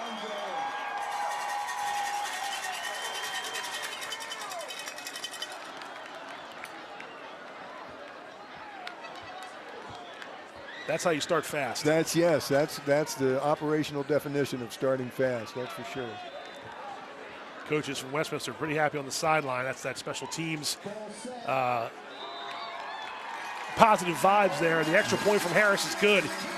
Mason Fisher touches the ball. More often than not, good things are going to happen for Westminster. Again, I've seen them once live. I've seen them on tape, and he's special. He's loose. Yeah, he's special. special. I mean, you get him out anywhere where there's just a bit of space, and he's going to do something with it. I'm going to say he picked it up around the 25 or so. So that's, you're looking at about a. Well, yeah, there were two of them. Someone first let it go. I mean, it was in danger. That's, again, you talk about something you coach. Right. You know, kickoff goes 10 yards. It's anybody's ball. Right. You can't leave it laying around. And he got it scooped up and saw it. And again, his vision is tremendous. I mean, he saw that. We're sitting up here and have him and the screen, and we saw it. Yeah, sure. It's hard to see down there. He saw it right away. And he's wearing a face mask, and we're not. There you go. There you go. But you're right. I mean, to pick it up 75 yards away from the end zone, and really Liberty designed it to directionally kick it. I think that's what Martin was doing, but he kicked it to Fisher. The oddity of that is, if you're going to kick it over here, you would think you would defend that pin half. The sideline. Yes. Yeah. Well, from one kickoff to another, here's Owen Harris. Enjoying the roar, can't quite corral it, so Sam Evans takes it. One playmaker to another from Westminster to Liberty, and not a bad return considering. Out to the 20-yard line, or close to the 20-yard line. We got a Westminster player down right now. That might be Fisher. I can't see it. I shouldn't say. No, I'm sorry. Fisher's over here. My bad. I couldn't see who it is. I shouldn't have said that. But athletic trainer will check him out. I didn't see what happened to him. When he first went down, I thought he had his hands on his head. Me too. Yeah. Anymore is right. That that's the bugaboo of the sport right now. Right. I know, I know Winters Mills football program has dealt with something pretty scary earlier in the season, and obviously it's been good to know that things have. But I don't know if you were at the game, Coach, or not. But oddly enough, no, I don't travel with the varsity. We had a JV game that afternoon, and we had a similar incident. Kid from Martin Spalding had a stroke or seizure on the field. 50 years, I'd never seen one. 2 in one day. Wow. And the one with Grayson was harrowing, to say the least. Word. Yeah. Obviously, but it's so great to see him around. I mean, he's at practice. He's doing some things in the weight room. Yeah, that's great. From a really, really scary moment to something positive, obviously, that's great. Westminster's player came off on his own power, and Liberty starts their offense at the 20-yard line. Grayson Lyons is the player we're talking about from Brazil. Yes. I know. He's just a great kid. I mean, I coached him at the JV level and was where I had the most contact with him was in the weight room. Sure. And put in a lot of time. I mean, all these kids do. Right. And that. But you want to say, oh, gee, too bad about his football season, but pretty good about his life. Uh-oh. Right. I think he fell back on the ball, but yeah, you're right. The ball was on the ground. Yeah, exactly. The life situation is obviously more important than the football. But Pelishati covers up that fumble and loses a yard, so it'll be back to a 3rd and maybe 10 again at the 20. So again, the defense is sort of holding its own here. Couldn't have a better start for the Owls. Absolutely. I'll say one more thing about Grayson. The folks at St. John's Prospect Catholic Prep. Yeah. Oh my goodness, were they wonderful? That was just absolutely wonderful. Yep. You never ever want to have something like that, but when you do, to have those sorts of that sort of help is tremendous. Yeah, absolutely. Yes. So 3rd and 10. Pelishati feels the heat, but that pass is completed to number 10. That's Carson Struble, and Pelishati stood tall, and I believe that's a 1st down. I was about to say that the half couldn't have started better for the Owls. The kickoff and then the 2 1st and 2nd down plays here. They got pressure on him again. That's a nice throw. But he, like you said, he stood in and made the throw and got him out of the hole. Almost flat-footed too, and he was able to get the. He's not a tiny kid. No, he's a strong boy. Absolutely. So a 1st down for Westminster. I'm sorry, for Liberty. Up to the 30. Needed 10, got 10. That's a handoff to Jacobs, number 27. And he's out past he's up to he's close anyway, to the 35. But obviously, still a lot of time, 33, excuse me, a lot of time to still mix in your runs. It's not a panic time. It's only 14-7. No, not at all. But that's a shock to the system, that kickoff return. Certainly it was. And the Owls, in these first couple plays, make it appear they're going to be pretty grudging about. Absolutely. I think Liberty's had success with big chunk plays through the season, and they've not had them tonight. That looked like a busted play, and Pelishati kept it himself and did get some positive yards out of it. Yeah, they're grinding now. The Lions are. They're going to have to keep their composure, stay focused, all those kind of things that while things aren't going right. You can't throw up your hands, you can't be getting frustrated and that kind of thing. And it is frustrating. I mean, I'm not saying there isn't frustration. Oh, sure. You can't give in to it. 3rd and 4 from the 36. The give is to Jacobs. He tried to get a little spot there around the left side, and it would close up quick. Yeah, their front 7 have been up to the task on defense. That was no gain. It looked like Jacobs might have had room to run there a little bit, but that's going to be a punt situation for Liberty. They got the 1 first down, but they couldn't convert the 2nd. Correct. I guess it's the proverbial 6 and 0. Guess who's back for Westminster to field this punt? He pounded that one. He did, and he punted it and kept it away from Fisher inside the 20. Heck of a punt from Jack Pelishati. Number 9, Clayton Dorsey, was also back for Westminster, but no return that time. They made sure that number 10 for Westminster wasn't going to touch the ball. And the punt, one of the things, again, you talk about kids playing rec. Right. One of the things that we try to emphasize with our kids, and everybody does, is that the punt's an offensive play. Yes. You're trading possession of the ball for position on the field. Right. And if you can pound the ball down there like that, you'll make that trade. Sure, yeah. And then, of course, you never know, the cherry on top, you never know what's going to happen. Bounce off a guy or whatever it might be. Absolutely. Or you make a big defensive play down here. Sure. There's the adjustment there. You see that in and out movement by the defense. It was 1st and 10 at the 19. The ball came out. Oh, Westminster fortunate. Kyrese Walker took a pop from Liberty's defense. And the Westminster said they recovered it, but the officials haven't decided yet. He's taking a couple of pops tonight. They did keep it. 2 referees on the ground making sure that those guys fighting for the ball. But a nice run from Walker and a nice defensive play by Liberty, but Westminster fortunate to keep the ball on offense out past the 30-yard line. And I don't know how Coach Basler does things, but I'm sure they'll come in the morning, look at film, check guys for injuries, do a walkthrough or something. Mr. Walker's going to be a beat-up hombre. 1st and 10 from the 32. You know what Coach Basler does. You remember him from high school. I know what he did as a player because they made him do it.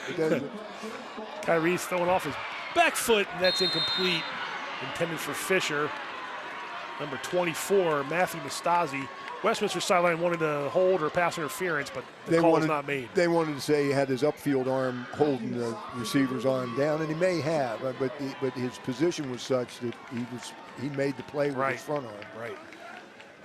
Again, good defensive plays from both squads, defensive backs. I mean, these teams have receivers that can catch the ball. Yes. No one's made a huge play so far. They are the ones. I mean, the pressure. Well, it's a combination thing. The pressure they're getting up front, the coverage, the blanket coverage they're getting both teams in the back.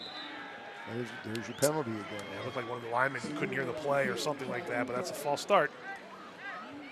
So second and 15. You hear one of the fans yell discipline. I think he's on to something, because that is sort of been Westminster's one hurdle that they really have not been able to overcome all year. I mean, in terms of they've won games, of course, 6-1, but they've made it hard on themselves. You don't want to, as you said earlier, you don't want to beat yourself. Right. And that's it's going to happen a couple times. You just don't want to happen 8, 9, 10 times in a game, or 2 weeks or whatever it might be. So 2nd and 10 becomes 2nd and 15. Back to the 27. Walker finds Fisher out here. They've liked that little rollout, making Kyrese become more mobile and have his receivers come to him. I think it's a good idea to get him moving back there, because and then get the ball out, because when he's run it, as we've said a couple times, he's taken some shots. And when he's stood back there, he's taken some shots. Both quarterbacks have. So Fisher's catch gets the ball up to the 37-yard line. It'll be about a 3rd and 5 or 3rd and 6. Makes it a makeable situation, gets him back on schedule, as it were. Sure. He's got 5 wideouts right here.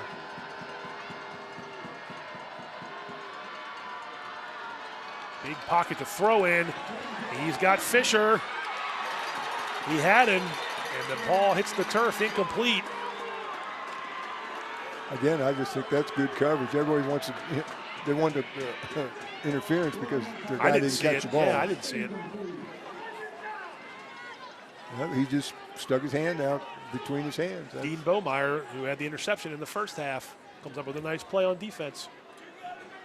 And now we're back into the defensive struggle after that kickoff return. Yep. Things have settled back down. Yeah, I mean, I'm just very impressed with the coverage kids, very impressed with the pressure. I'm sure linebackers are making plays too. It's just the other 2 elements are standing out. Right. So this is Whitcomb for Westminster. 88, the punter. High snap, but he gets it under. And Sam Evans will receive the fair catch at the 35-yard line. Yeah, not a great kick, and a good job by Evans calling for the fair catch right away. Here again, you're going to start with the ball in the 35. That's good starting position. Yeah, you'll take that if you're Liberty. Yes.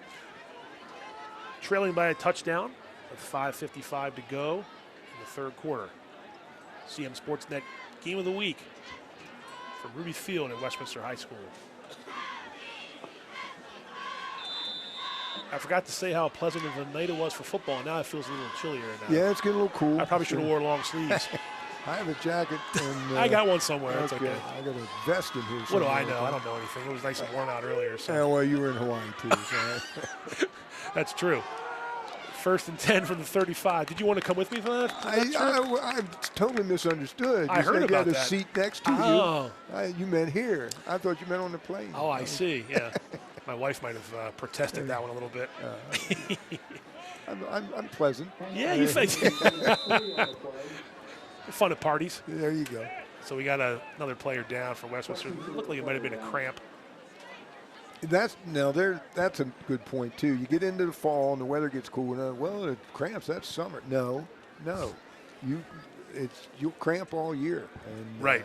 Usually see the cramps in the first week too when it's hot. Yes. You haven't hydrated. And the kids think, well, we don't have to hydrate as much, and we don't have to do this. Well, you do. Nothing's worse than a cramp on a cold night too, man. It's like somebody biting you. I think that's what their athletic trainer, Gina Tolome, was telling the player. You need to hydrate, young man. Yes.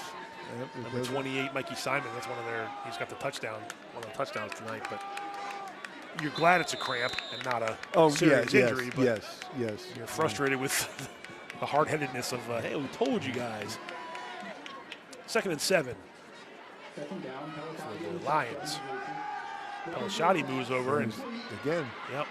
Finds that space, and he took a little hit there too from Westminster defense, but he completed the pass to Carson Struble. Well, that's another factor in there, just going with the little 5-yard outs. That's all the time he has. Right. I mean, you're right. He's been under duress most of the evening.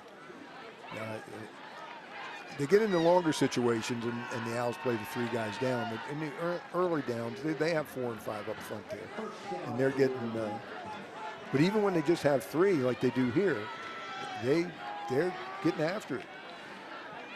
Ball at the 45 was good enough for a first down, that catch. And this time it's back to Struble again, I think, for short yardage. I think no yardage. You might have lost. Oh, you're right. I'm sorry. I thought they got a couple. You're right. He lost a yard. Short yardage is the other way. Yeah. Again, defense is. Get the ball, get it out. And again, the deal there was you had the end out to pick off the defender, and he didn't maintain the block. Again, hats off to the defense. That's 2nd and long, and Pelishati wanted to throw it. He's going to take off a run. He has some room along his own sideline, and that's the legs of the quarterback making a play. He looked like he definitely wanted to throw the ball there. It was an interesting concept too. We talked about the big sweep early in the first half, and they faked it here. Right, and he was going to throw back this way. There was nothing there, so he went where the blockers were. Yeah, and I was going to say he had plenty of blockers ahead of him for. Yeah, I mean that was that same. Gain, the 2 guards pulled for influence. Right. But they were out there in front of him. So Liberty now on the move inside the Owls' territory here at the 40-yard line. Pelishati trying to get it out in the backfield. Jacobs incomplete. And if they're going to give you those, you have to catch them. Yes, you have to have it. I mean, there's 5 yards. At least 5 yards. Yeah, you're right. Especially when the defenses are really limiting those other big plays. You gotta. We saw Liberty try that on the end of the first half. It stalled and they missed the field goal, but they were sort of 5 and 6 yards. They got from down there to up here. Right. They covered half the field. Right. 2nd and 10. This will be a straight handoff.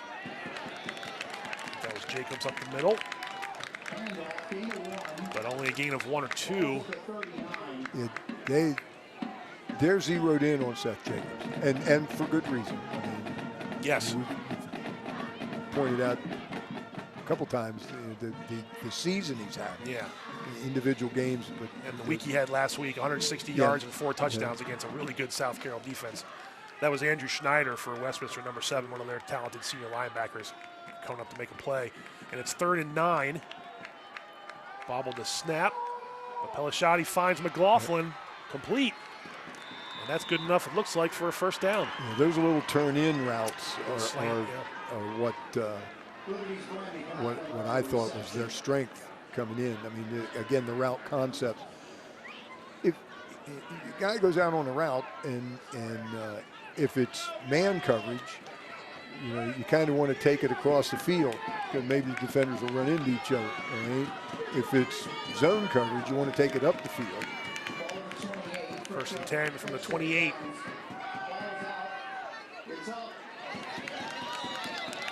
Shotty completed to Sam Evans, number 8. That one was for short yardage. I got it right this time. Short yardage inside the 25. And since that rough start, I know maybe it's not the biggest passing night, but Jack Pelishati has settled into something on offense for Liberty at quarterback. Yeah, he's finding guys and getting. The whole key is getting the ball out quick. We'll take those quick. Right. That's as you said earlier, he started to get a little. Once it gets a little rhythm with that. The rhythm, yeah. And he's using his legs, which we knew was going to be the case as well. This should be on the offense. It is. You're right. Flanker, the slot guy, fell out of his stance. So that'll back him up 5 yards and put him behind the sticks again. But Liberty is inside the 30-yard line as we get down near 2 minutes to go in the third quarter, and it's 14-7 Westminster. That's what you don't want to do when you're trying to get your quarterback into a rhythm. Right. Yeah, that's like stepping out of the batter's box or whatever. Stutter step there on offense and go back 5 yards. Clock running, so we'll hit the 2-minute mark here. Pelishati fakes the handoff. And that was going to be completed, but a nice play again, number 23, John Manley from Westminster, the junior defensive back. Arguably should have been caught, hit him in the hands, but as soon as it hit him in the hands, a little bit in the little bobble, and then the contact came. And, you'll see it here. Yeah, Manley's been doing that tonight a lot for Westminster. So he's open, he's got it, boom, a little bobble, and then the hit, and he can't maintain control. And a solid wrap up from Manley. Wrap up at the waist. Yeah, again, just another good defensive play. And we've seen dozens of them tonight. Yeah, on both sides. 3rd and 11.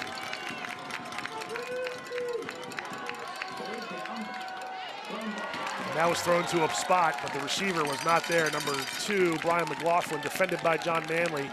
Not sure that was going to be completed, though, Coach, because Pelishati was heading into the sideline pass, and McLaughlin wasn't quite out of his route yet. Yeah, they were just, they were a little off there. Yep, they were at the time. That's the first one like that we've seen, where it wasn't pressure, it was just a misfire. Misfire, yeah. It looks like they're in that no man's land again.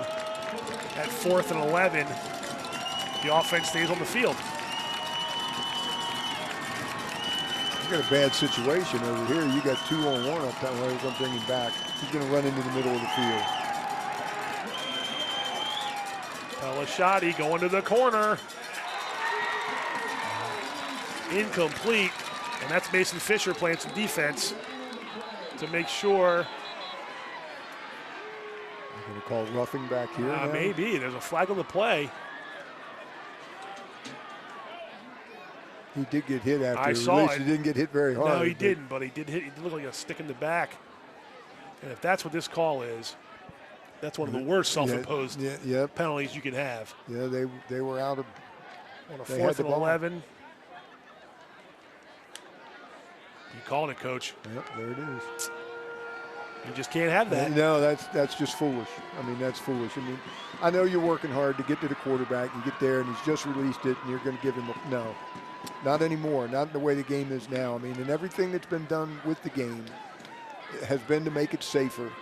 You know, it's a great game. The injuries are unfortunately a part of it, but if you can, the more of them you can avoid by legislating some of that nonsense out. And I don't think that was a sinister play by the kid. And just like that, Jack Pelishati over the middle for a 15-yard touchdown to number 10, Carson Struble. And Liberty does make Westminster pay. And this was almost defended, but he zips it in. Yeah, it just wasn't a lot of time for Westminster's defender to react. Yeah, who was Clayton Dorsey? I mean, he's had a hand up. Yes, right. I mean, he's a half a stride away from picking that off. But again, just a well-thrown ball. I mean, he zipped it in there. One of his better passes of the night. And Austin Siri will try to draw this game even again at 14. Had some pressure, but the kick is good. And with 1:33 to go, we're even again. Liberty 14, Westminster 14.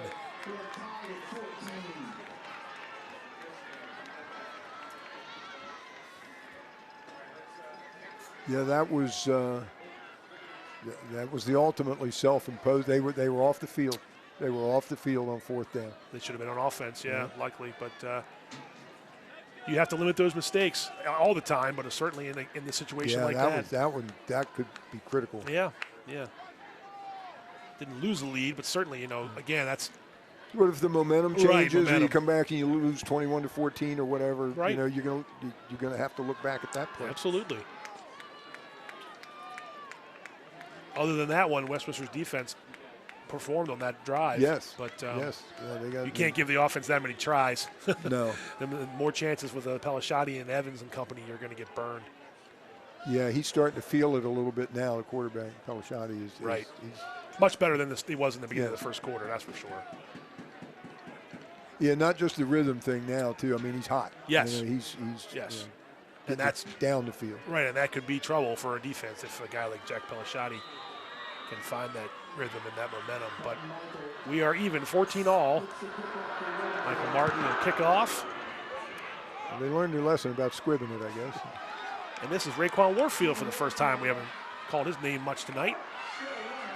There's another flag. I saw it. He made a couple guys miss and picked up a couple extra yards, but there is a flag on that far side.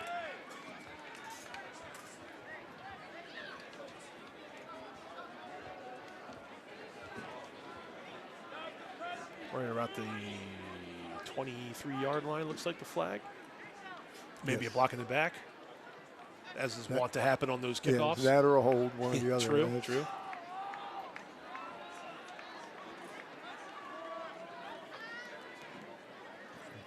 Holding. Yep. There it is. So, I know we're not Right keeping there. track of the penalties, but I know Westminster's been hit with a bunch. Yes, they have. Ugh is right. If you're on Westminster's sideline, that's a big ugh. Because Warfield actually made some positive yards there on that kickoff. It was a good kick by Martin to pin him inside the 10. Yes. Yes. And now they're inside the 15.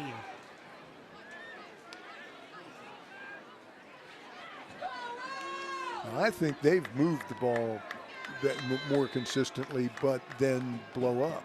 Right. Whereas the Lions have more sputtered until recently. 1st and 10. Another flag. The handoff was to Mikey Simons, number 28. And it came from the sideline, I should say. Side judge. They're talking it over. It started at the line of scrimmage was the 14 on this drive for Westminster. There are 2 flags actually out, Coach. Yeah, I was going to say the second one showed Well, up. that one might have got picked up. Oh, we'll see.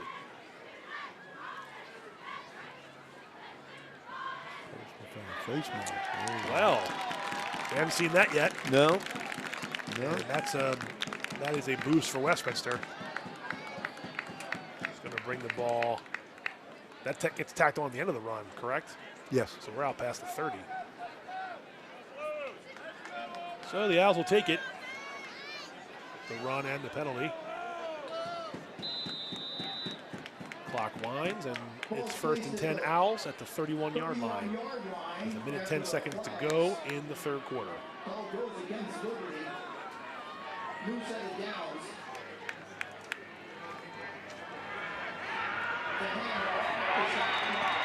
Simons tried that. They tried that same play. And Yes. Both teams have had some success off that edge and then have come back to it and not had the same success. So, again, the defense either adjusted or offense didn't execute as efficiently as it did on the first go-round, because they've both had that play work and then come back and not gain much with it.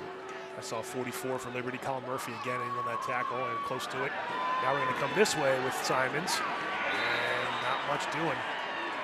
Nice job there maintaining the edge, not letting him get outside and not letting him cut back up inside. Your backside linebackers have to come over. I mean, because everybody else on the front side, they have to respect the width. So, you know, they're on the outside hip. If he sticks his foot in the ground, cuts back, he can go if the backside guys aren't doing their job. And so that's the end of the quarter. When we come to the start of the fourth, it'll be a 3rd and 7 for Westminster.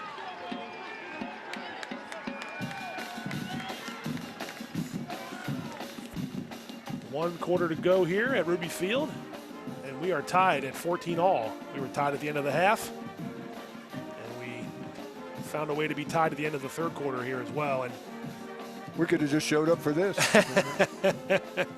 I'm not sure my bosses would have liked that very much, but you're right. Start over. Hey, you never know. There could be some free football at the end of this one. By the looks, the way we're going here, who knows? But that's absolutely true. 12 minutes to go here at the end of 3 quarters of play, and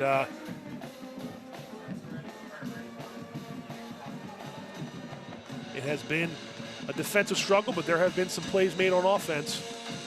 It has been competitive. I mean, they're scrapping, and that's what you would expect with, you know, as you said earlier, the county title on the line, and and the playoff points. There's a ton at stake here.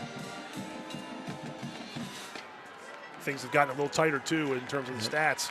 Yes, about 170 and change to 190 something. Yep, and just the 2 turnovers still there for Westminster, but 3rd and 7 from the 34.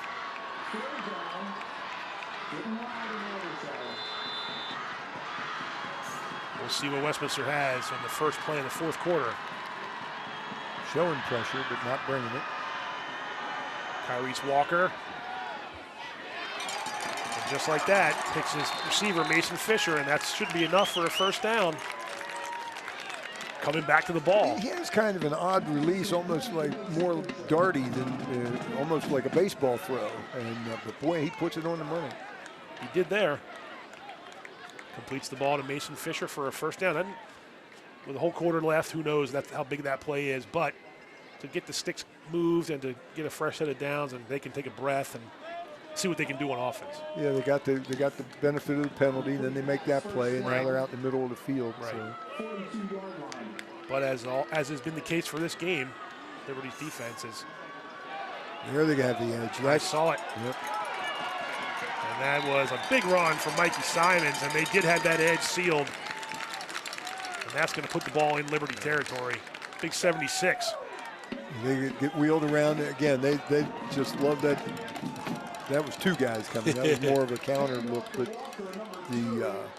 they get those big guys out there, and if they can log block, if they can get their head outside and turn their hips and pin you down, and then there's plenty of space to run. There's Michael Simons. Not a lot of yards, but he does have the touchdown earlier, and that was his best run of the game for sure. Easily the best one. That was another big sophomore, 76, Ethan Berry for Westminster on their line. Listed at 6'1", 240. Did a good job on that pull. 1st and 10 for the 42.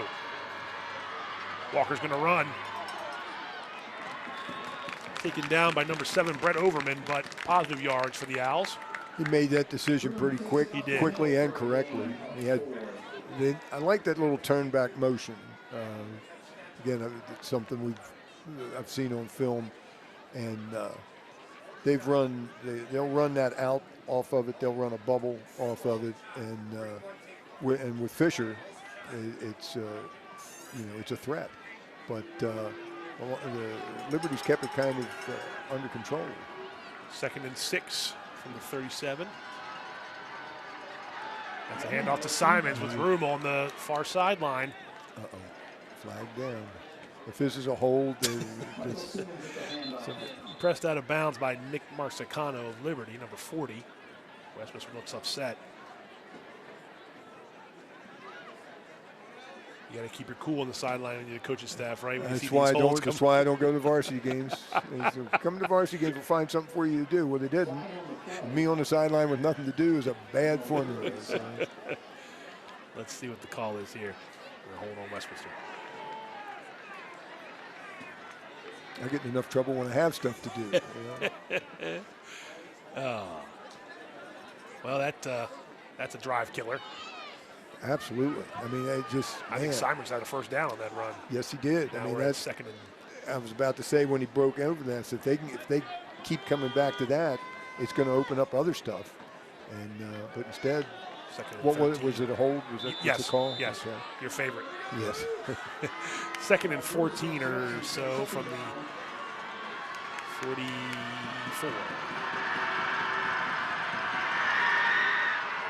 Walker going to keep it himself. Gets out past the inside the 40, I believe, on that run. It'll be still be third and long. I don't see a flag. Well, that's a pleasant surprise. No flag there, so 3rd and 9 from the 40. As we reach 10 minutes to play in this one. Trips this way. If Walker rolls this way. And he does. Doesn't see what he stayed on his feet, but the defense swarmed up pretty quick on Kyrese Walker. That was Colin Murphy, again, number 44 for Liberty. He's been involved in a lot of plays around the middle of the field for the Lions. In the proverbial coverage sack, I mean, he didn't have everybody throw the ball to. Again, credit to the Lions. Kept all the options at bay. He had to pull it down and run. And so the battle for field position continues here. That's what you're right. That's exactly what this is becoming. Good Lord. We got a flag on this play. It doesn't hurt you too much there on a little false start, but you're just tired of seeing the flags right now. Well, I didn't even know they were set yet. Yeah. I mean, the flags are coming in so quick. It's like, what could they have done wrong in that time? I thought maybe there were too many men on the field the way that flag came in so quickly. I mean, yeah. But pushing it back 5 yards. Well, it's the center. Is that what's happening? It's the center. Is he moving the ball? He's doing something. You can turn. I didn't see him do any more than turn it, but you can't pick it up. Okay. So but that's what that was. That's what the last two were, I bet. Okay, so. See, now he won't put his hands on it. That's 52, Comentis. He's saying something now to the official. Look, he's touching it like it's a delicate surgery. Like it's an egg. And that does affect the snap a little bit. Yeah, he's upset. You know. Decent kick. I was going to say, decent kick. Get the roll. So after all that, and yeah, Comentis coming off the field saying, what was I doing? He had his arms stretched out. He's still talking to Sideline, but he's going to stay on defense now, so he can take out some he could go aggressions. Hide. Yeah, one or the other. Take out some aggressions or hide, right? Correct. That is the universal kid sign, though, that palms up. That's one I don't like. Right, I bet. I try that at work, but it doesn't always work. What do you mean? I didn't do it. I should know better by now. 1st and 10 from the 16-yard line. Liberty will take over again on offense.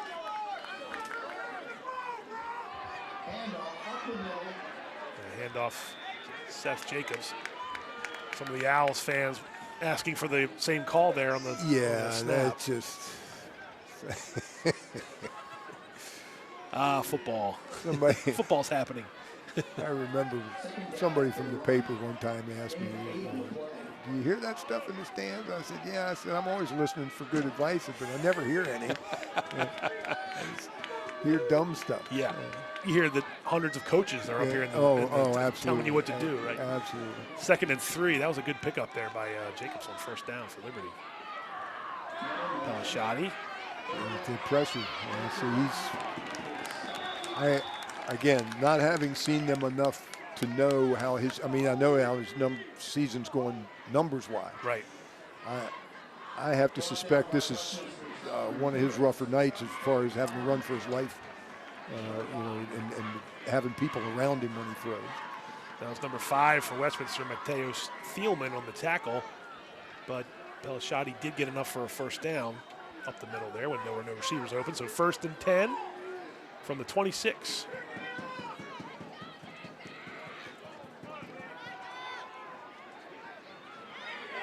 That was a nicely designed play, but Westminster did a good job on defense. Yeah, it was better defended than it was designed. Yeah, I mean, they had 3 over here. They ran they were empty backfield, and they ran a 4th receiver over and then threw back to the 1 receiver side. Part of the reason you do that is you're pretty sure if you have 3 and 4 to one side, you're going to get single coverage over on the other side. So you make that throw, he beats that kid, and he's up the field, but he didn't beat him. No yards, no gain, so yeah, second down. Again, well defended, right. Something we've said multiple times tonight. Broken record tonight for that, yep. There's Pelishati, and a pass is out here. Ooh, draw caught it twice now, number 10. Carson Strubles had his hands on a completed pass and was unable to corral it. He had some guys on him, but. And again, I think that's the relationship. I mean, that's you catch that ball clean when you're used to being open. You start catching it when you're trying to catch it when there's people around. Do you feel the footsteps? Or do absolutely they do. They know. You can hear the guy behind you on defense coming right especially up. if you've felt the hit multiple times during the night. Which he has, so. Yes. 3rd and 10 as the crowd here at Liberty Field on the Westminster side makes some noise. Pelishati over the middle. Sam Evans with a nice catch over the middle for a first down. When in doubt, go back to your stud. But both these programs in their past games will use the middle of the field. Some folks do not. Evans there, just complete crossing or slant route there. Hard to defend. Yes, yeah. If you can,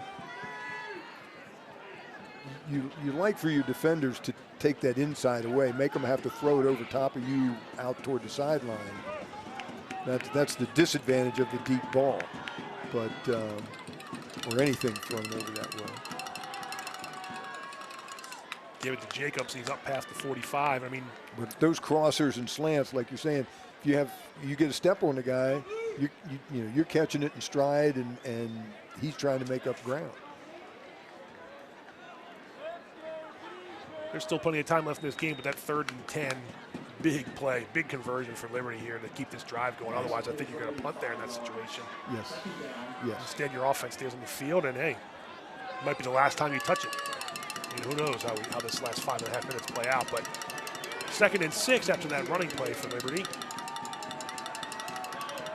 Another run to Jacobs.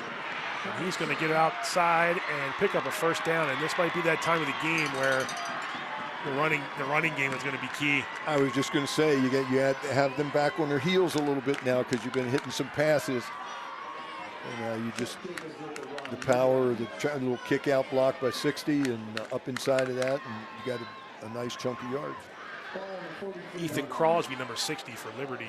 Another first down. Yeah, that was a nice block by Crosby. Out to the 43 into Westminster territory. There's a handoff to receiver Phil Sackett. Flag comes out. It might be on Crosby. He just smacked the ground in frustration. They already called it a hold. So a nice play goes for naught for Liberty.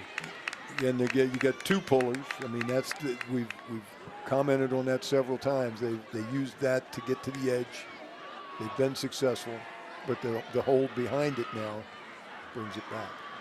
And we've been mentioning Westminster's penchant for some penalties. I mean, Liberty hasn't had a clean sheet, but they certainly have had a little bit less. But that one obviously comes up a little costly for Liberty's offense. And the costly was the key word there. I mean, they've had penalties that they were able to overcome. This is getting to crunch time now. You're under 5 minutes. Absolutely. And you just put yourself in a 1st and 20 situation. 1st and 20, yeah.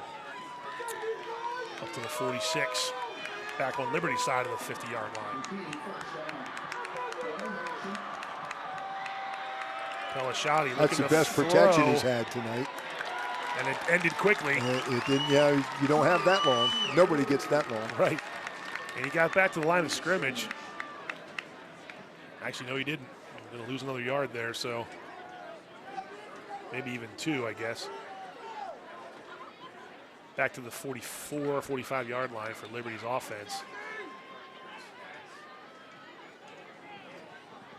There's Pelishati's numbers, so he's definitely improved since that early struggle with 2 touchdowns, over 50%, 120 yards passing plus.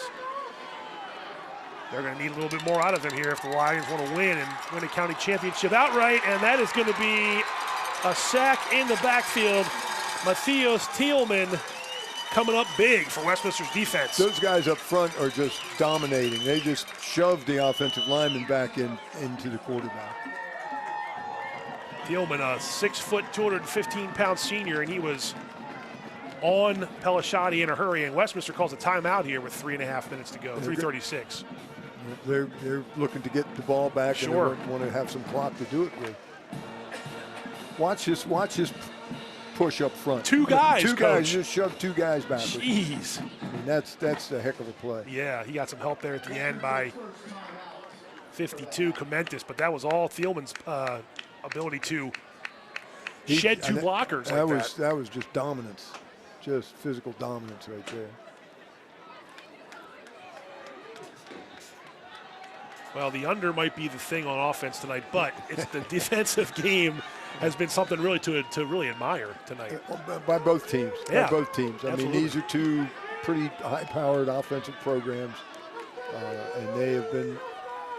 I mean, they've worked and struggled their way up and down the field and gotten their 14 points, but 14 points is usually a first quarter. A quarter, right? I was going to say about first quarter, and both of these teams know what's at stake. This is coming downfield. Here we go. 3rd and 25 into double coverage. Sam Evans makes the catch. That's a heck of a catch. Coming back to the ball, and the biggest play of the game gets Liberty inside the 20-yard line. And that is a couple of all-county players connecting on that play. I mean, he had 2 people. I mean, he had 2 defenders there. 3rd and 25. Yeah, no mystery here. You're going to launch it. Fisher and Manley on Westminster's defense had him covered. Evans, not to be denied on that catch. Yeah, that was a nice job, throw and catch. Wow. 1st and 10 from the 18. Oh, he's going to come right back. Pelishati's got a man wide open in the end zone. Touchdown, Liberty Lions. Number 10, Carson Struble, and Pelishati took a hit back at the 25-yard line.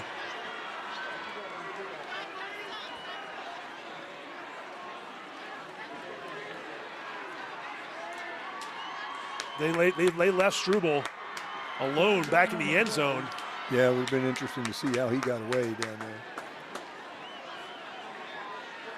He did get popped, too. He did. Yeah. Touchdown's good. It's going to be a roughing the passer on Westminster's defense, which I assume will be on the kick. I would assume on the kickoff. Yes. Well, 2 plays, and they went about 60 yards. Yep. And came up taking when the they lead. had to. Absolutely. Extra point away from going up by 7 points with 2:47 to go.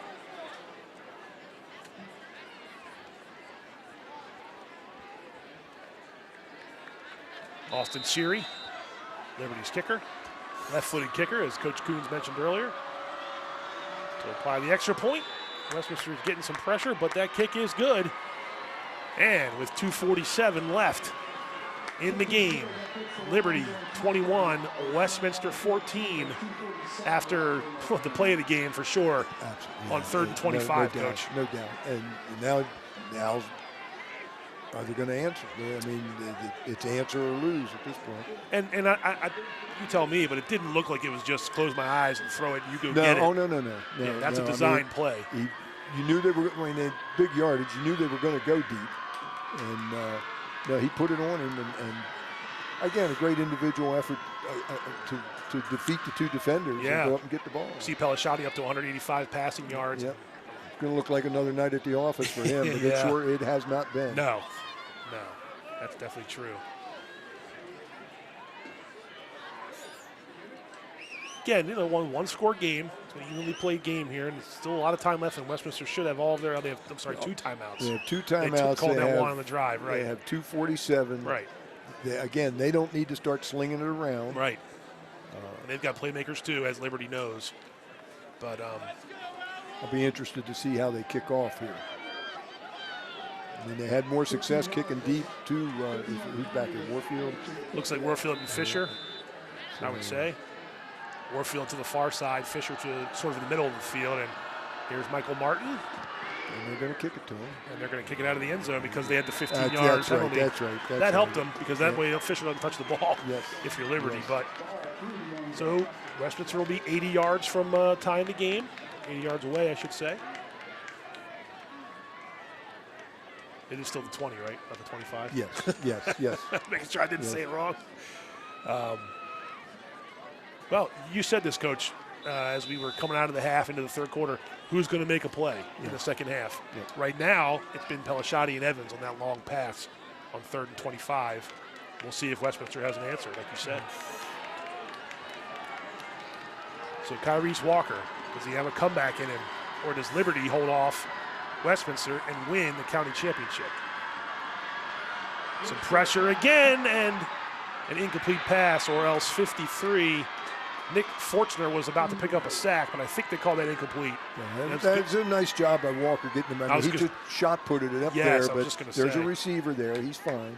Yep. Don't take the sack. And he's out of the pocket too, right? So I would think he could, right. So anyway, Dorsey was the receiver in motion, but yeah, you don't want to give up too many negative plays here with 2:39 to go. Yeah, right now they need a first down. Yes. They need something to get them moving a little bit. And the kickoff, the penalty, which forced the kickoff out of bounds, really pinned them back here some. Walker looking. Marsicano almost had him. And Kyrese was getting the ball to Jackson Zaransky, and I think that time that was the correct call for a penalty. Well, they begged the interference. Yeah, well, I think that was correct.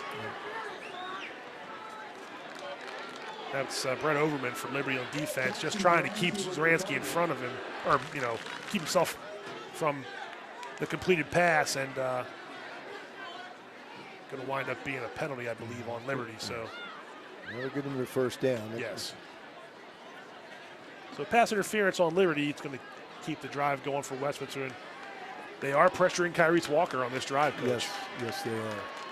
And it's, again, this is just a 15-yarder from the line of scrimmage, not a spot Correct. foul. High school, right. So that puts the ball to the 35-yard line. 2:26 left. It should be a 1st and 10. You get up there again.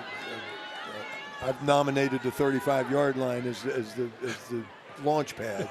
That's right. They're about there. Yep. So got themselves out of a little bit of a mess. That's true. And you got Evans on one side and Fisher on the other. That is the launch pad, right about the 30, 35-yard line. Those guys will come down and make a play. Walker looking to throw. Coming back to Zaransky again, number 11, Jackson Zaransky. Completed pass. First down should stop the clock enough for him to get up there. Nice job up front. Yeah. But again, good job defending by the offensive line, pass blocking, good pressure from the defensive line. This is it's crunch time. It is. Picked up 10 yards on that play. 1st and 10. Wide open at midfield. A completed pass to number 13. Now we'll see if the Tristan Shampoo, that's his first catch. The penalty bug gets him here. 10 more. All right, exactly.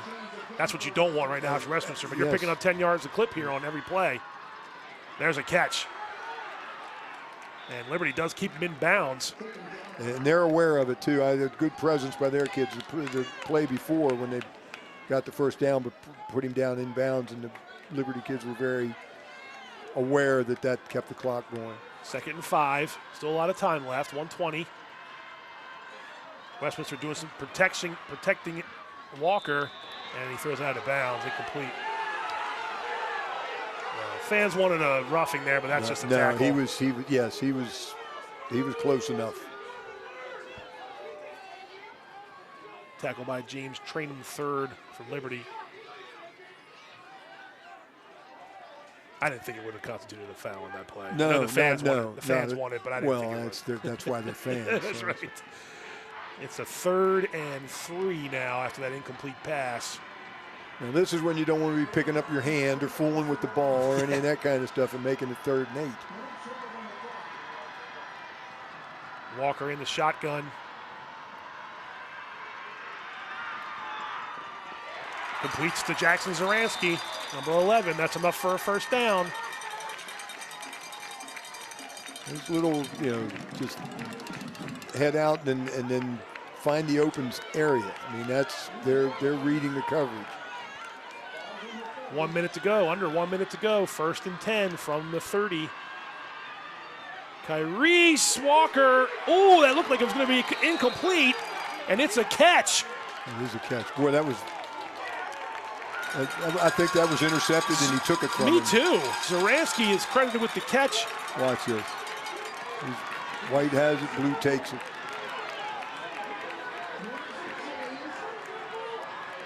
.35 seconds. Kyrese Walker takes it himself. And Westminster will call timeout with 28.5 seconds to go. 14 for Liberty is Michael Steinbrenner, and I thought he had the pick. Yes. And the ball sort of went through his hands and into Jackson Zaransky's hands. Yeah, that was a heck of a play. Really, really pleased with Coach Basler down here. You got, of course, you got the stands going nuts. He didn't hear any of that, but some of his coaches are starting to get, and he's just, doing the palms down, the opposite of this. Right. And not giving you the palms up. What's going on? Just take it easy. Not helping anything by losing your mind. Liberty coach Larry Luth is arguing that he thought that was an interception before anything else, but they gave Zaransky the catch. So the timeout's coming to an end. 28.5 seconds to go. Westminster has marched the ball from their own 20 to Liberty's 12-yard line, needing a touchdown and an extra point to force a tie.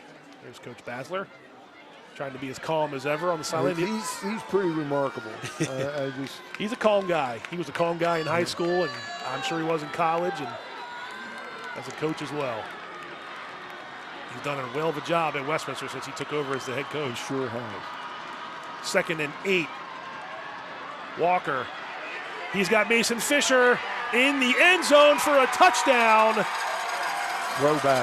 Throwback, and Liberty was not quite prepared for it. And that's a 12-yard touchdown pass from Kyrese Walker to Mason Fisher. He just got away from him, the roll to the right, and everybody rolled with it. Fisher goes back to the left. You go for 2, Coach?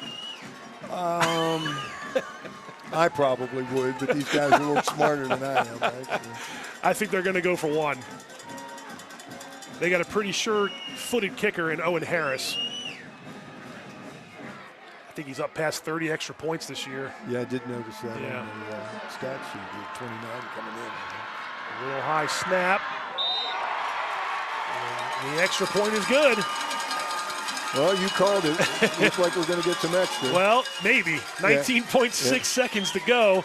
I hope you didn't have a park your car in the meter. We may have to stick around for a little bit longer, Coach. Nope, not a problem. Good. Not a problem. Wouldn't want any other way with the county title up for grabs. And we are at 21-all here at Ruby Field for the CM Sportsnet game of the week. Week 8 in the regular season. Playoffs are coming. You mentioned it earlier, Coach. Playoff positioning, and Westminster, while they want to win this game and create a 3-way tie, they also don't want to lose ground in the 3A North standings. Yes. Yeah, and then they're up into 3A. I mean, the rest, it'd certainly be a ton of points for Liberty. Oh my goodness. Yes, it would. And Liberty beating South Carroll last week didn't gain any ground in the 2A, 1A West standings. Right. There's your quarterback, about as even as it could be. Kyrese Walker up to 187 yards passing with the touchdown, and Jack Pelishotti at 185 like we saw earlier in the 3 TDs, and Kyrese 15 for 24 through the air. Need the ball before you can kick off, guys.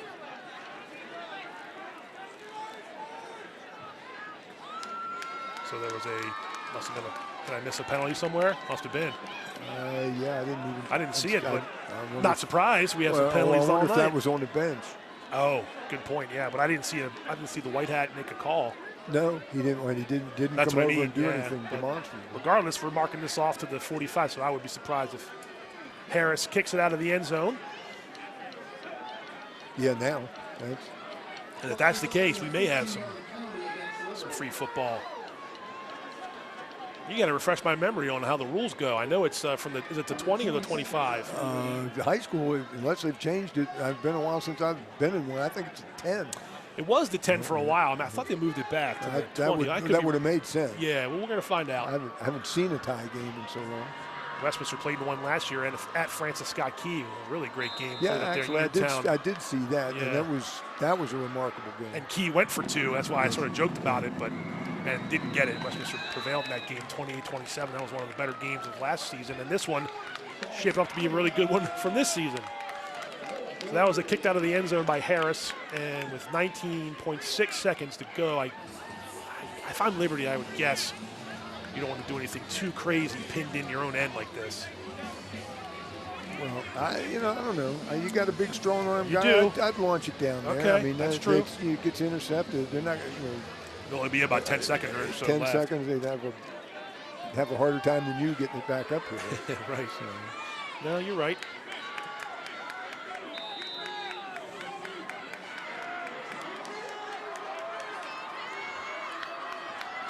Pelishati is going to drop back. And you're right, Coach. Thielman delivers a big hit. And the ball falls incomplete.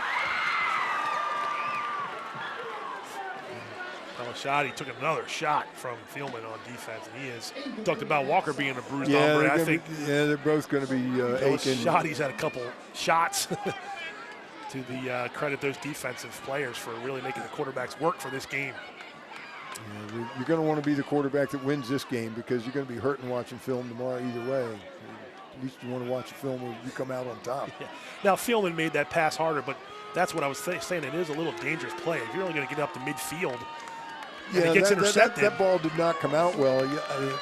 I don't want to give them the ball at the 50 with 8 seconds. No, not at all. And they're not going to. Yeah, Jacobs takes the handoff, and Westminster stops him for about no gain, and that's going to be the end of regulation. So we've reached the end of regulation, and that means some overtime here at Ruby Field. And I haven't seen overtime in a while either. Obviously, the game last year, it's a little rare these days in high school football, but won't be a coin toss, but we will come out. The captain will come out to midfield, and we'll do the. Well, I guess it will be a coin toss to see who deserves this possession. You get to. There's your regulation stats, and about as even as it could look be. Look at that. How about that? The first downs, the turnovers obviously haven't changed since first half, but 21 all. We're going to overtime, and very close together in these two teams. We did expect this. We expected a pretty close game. Yes. Yeah, and that's, I mean, you got Westminster scores on the opening kickoff of the second half, and they don't score again until seconds remaining in the game. Right. So, Liberty kind of, they didn't really dominate the in-between, but they were, they had the upper hand if there was an upper hand to be had.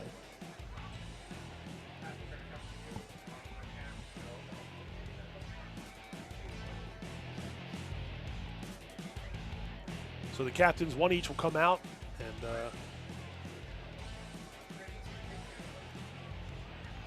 Mason Fisher from Westminster, Jack Pelishati from Liberty, telling each other, hey, man, I'm tired. How about you? I was actually going to ask you, stamina now becomes a thing, right? Oh, You've just played for 4 quarters and beat each other up for a while. Yep. And this is a little break here, but what we said earlier about, who you're going to have to grind this out in this half, and it's down to the nitty-gritty. I mean, that's, and this can go on for a while. Oh, yeah. Okay. Absolutely. I mean, what they did change is I think after the second one or something, you got to just start running 2-point plays or something. Correct. If you score, you can't just kick the extra point. So they're going to also determine which side of the field they want to go toward. Yeah. So that's what they're going to do. So it looks like Liberty's going to have the ball first, and they will head toward the scoreboard side of the field. One more handshake for the competitors, and Westminster's defense will go out Well, I'll be interested to see where they put the ball. Yeah, I thought it was the 20, but I know in the olden days it was the 10. Well, they're backing up pretty deep, so maybe you're right. Now this says the scoreboard's got it up as the 20, so you could get a first down without scoring. So they will run the first downs. Obviously, there's no clock in overtime. Correct. Other than a play clock. So let's see. You got it, the 20. Oh, wait, nope. The 15? Oh, you were right. I don't think they changed that. No, you were right. Okay, I was wrong. It's the 10. So now you don't have to get a first down. You're just going to have to score. Correct. Well, you get 4 plays to score. Yep. And Liberty gets it first.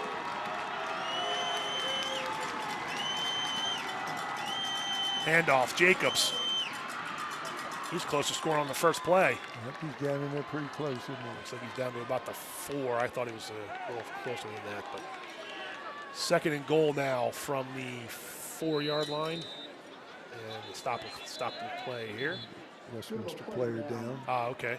I couldn't see the. Matt Heath, I think it's okay, 20. Number 20, Heath. And again, stamina, and just this is going to be something that's going to happen here as we get down the stretch and we head past 9:30 in the evening on this Friday night. South Carroll on the out-of-town scoreboard, it was a lot to a little against Century, so South Carroll taking care of business to try to stay in contention of the county title.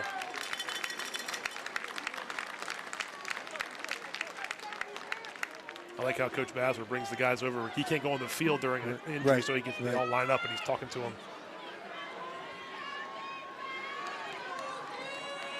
All right, so second down now, I think from the 5. I thought it was the 4, but it looks like it's about the 5-yard line. Again, you start from the 10, so it's just 4 plays to get in the end zone. You get in or you don't. Or we'll kick a field goal, correct. Pelishotti's pass. Touchdown. Touchdown. Phil Sackett. Nice catch.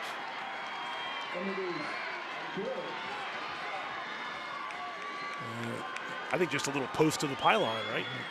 It's a 5-yard pass they've been throwing. I'm sorry, out pass to the pylon. Yeah, nice catch.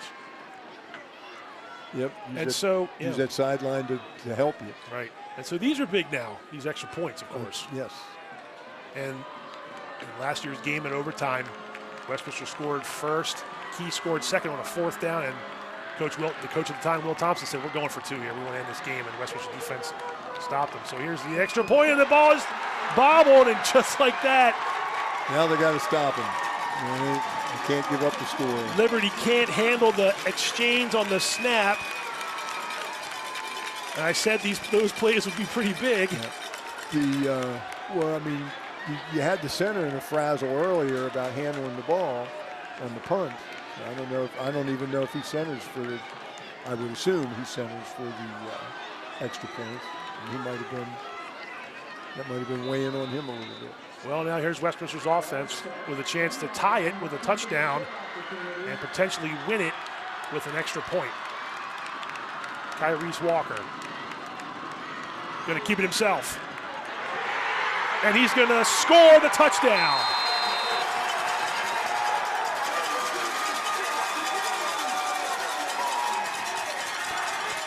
Amazing.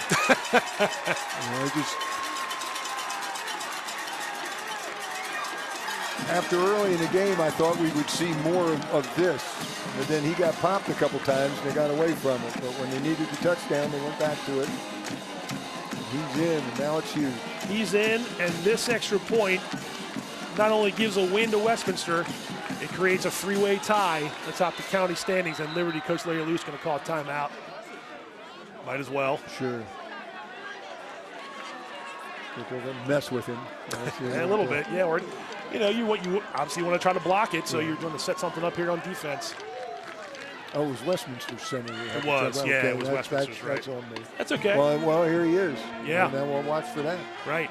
I mean, he was just having a discussion right there with the officials. That's what brought me back to the Okay, yeah, it's all right. Yeah, I mean.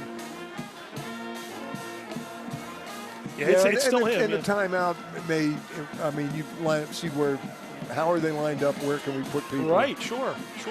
You're going to come off the edge. You're going to try and push up the middle. Pushing up the middle in Westminster doesn't seem to be the way to go. And they've pressured these extra points.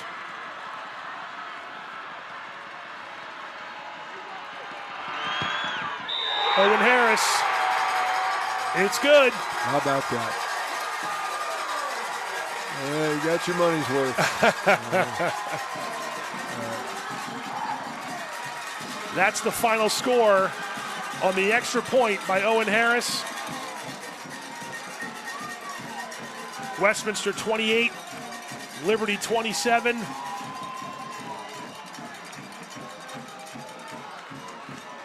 A thriller. Yeah, I mean, they had the big 1-point win last week, and now they got the sad side of it. There's your final score. Westminster 28, Liberty 27. In overtime, Kyrese Walker touchdown, Owen Harris extra point. Wow. Yeah, that's like I say, you got your money's worth. Anybody that rolled in here tonight, I'm not a Liberty fan's none too happy, but I've been my good fortune to do 2 of these this year. Yeah. They've both been fantastic games. So. Well,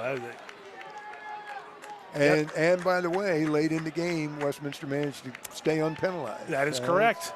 Unpenalized. Both teams pretty disciplined down the stretch when they needed to be. The 3rd and 35, of course, a huge play. And Westminster escapes with a victory. And the sure takes the onus off the 4th down penalty that they had, because that would have been a killer. We have met it, the post-game report, sponsored by Genova's To Go. Locations in Westminster, Manchester, Hampstead, Hanover, and coming soon, Eldersburg. Genova's Pizza, Pasta, Subs, and more. Coach Mike Coons, I appreciate you coming out again tonight for us and filling in as an analyst. It's obviously been a lot of fun, and your insight is definitely worth it. And I just appreciate you doing it. It's fun to talk football with you, and we really saw a whale of a game. That's for sure. Yeah, I mean, I come back all the time for these games. That's pretty. I can't remarkable. promise it'll all be like that. I know how it goes. That's it. I mean, it's. We were looking at some of the other scores tonight, and sometimes it's not pretty. But sure. These have been just highly competitive, well coached, well played. Credit to adults and kids. Sure. And I mean that's like I said, people got their money's worth. And, absolutely. It was very, very well played. Well, thanks to everybody who joined us for the online stream or cable cast of tonight's game. Look for football and soccer highlights and more local sports at cmsportsnet.com, carrollmediacenter.org, and all of our social media platforms. This game will be available for on-demand viewing online. It will be replayed in high definition on Comcast Channel 1086. I'm going to head down to the field shortly, so stay tuned for some post-game interviews. But in the meantime, hopefully we can get a couple highlights of what happened in the game tonight. And again, Coach Coons, I really appreciate you hanging out with us tonight for the CM Sportsnet Game of the Week. Well, thanks for asking me, Pat. Yeah. I've enjoyed it. I always do. It's just good to see kids doing good things. Just one last impression of just how, we saw so much good defense there, and then at the end there was a couple big offensive plays made. Yeah, that's you just. I mean, that's what you do. You pound. You hope something cracks and goes your way. And Liberty did it at the end. Thought they had it. And got to give the Owls a lot of credit. What we said throughout and from the beginning, you don't lose your composure. You don't look back. You do the next thing, and they did the next thing till they won the game. Absolutely. That's you can't ask for more than that. No. Like you mentioned, Liberty gets a 3rd and 35. You think that's a backbreaker, and then Westminster comes down the field and kind of, methodically marches it down inside the red zone and comes up with that late touchdown. Then we go to overtime, and it's a really flip of the coin at that point.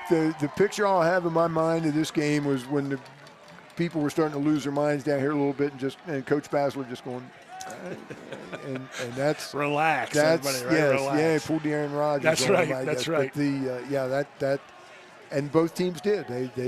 They played the game till the last play. There was nobody gave up a score, and the other team rolled over. Everybody just said, "All right, I'll get my shot, and I'll come up and do what I can do." So. It was great. That was a great game. It was. Well, stay tuned for some post-game interviews, and we'll be right back with a couple of the at least one or two players and maybe a coach.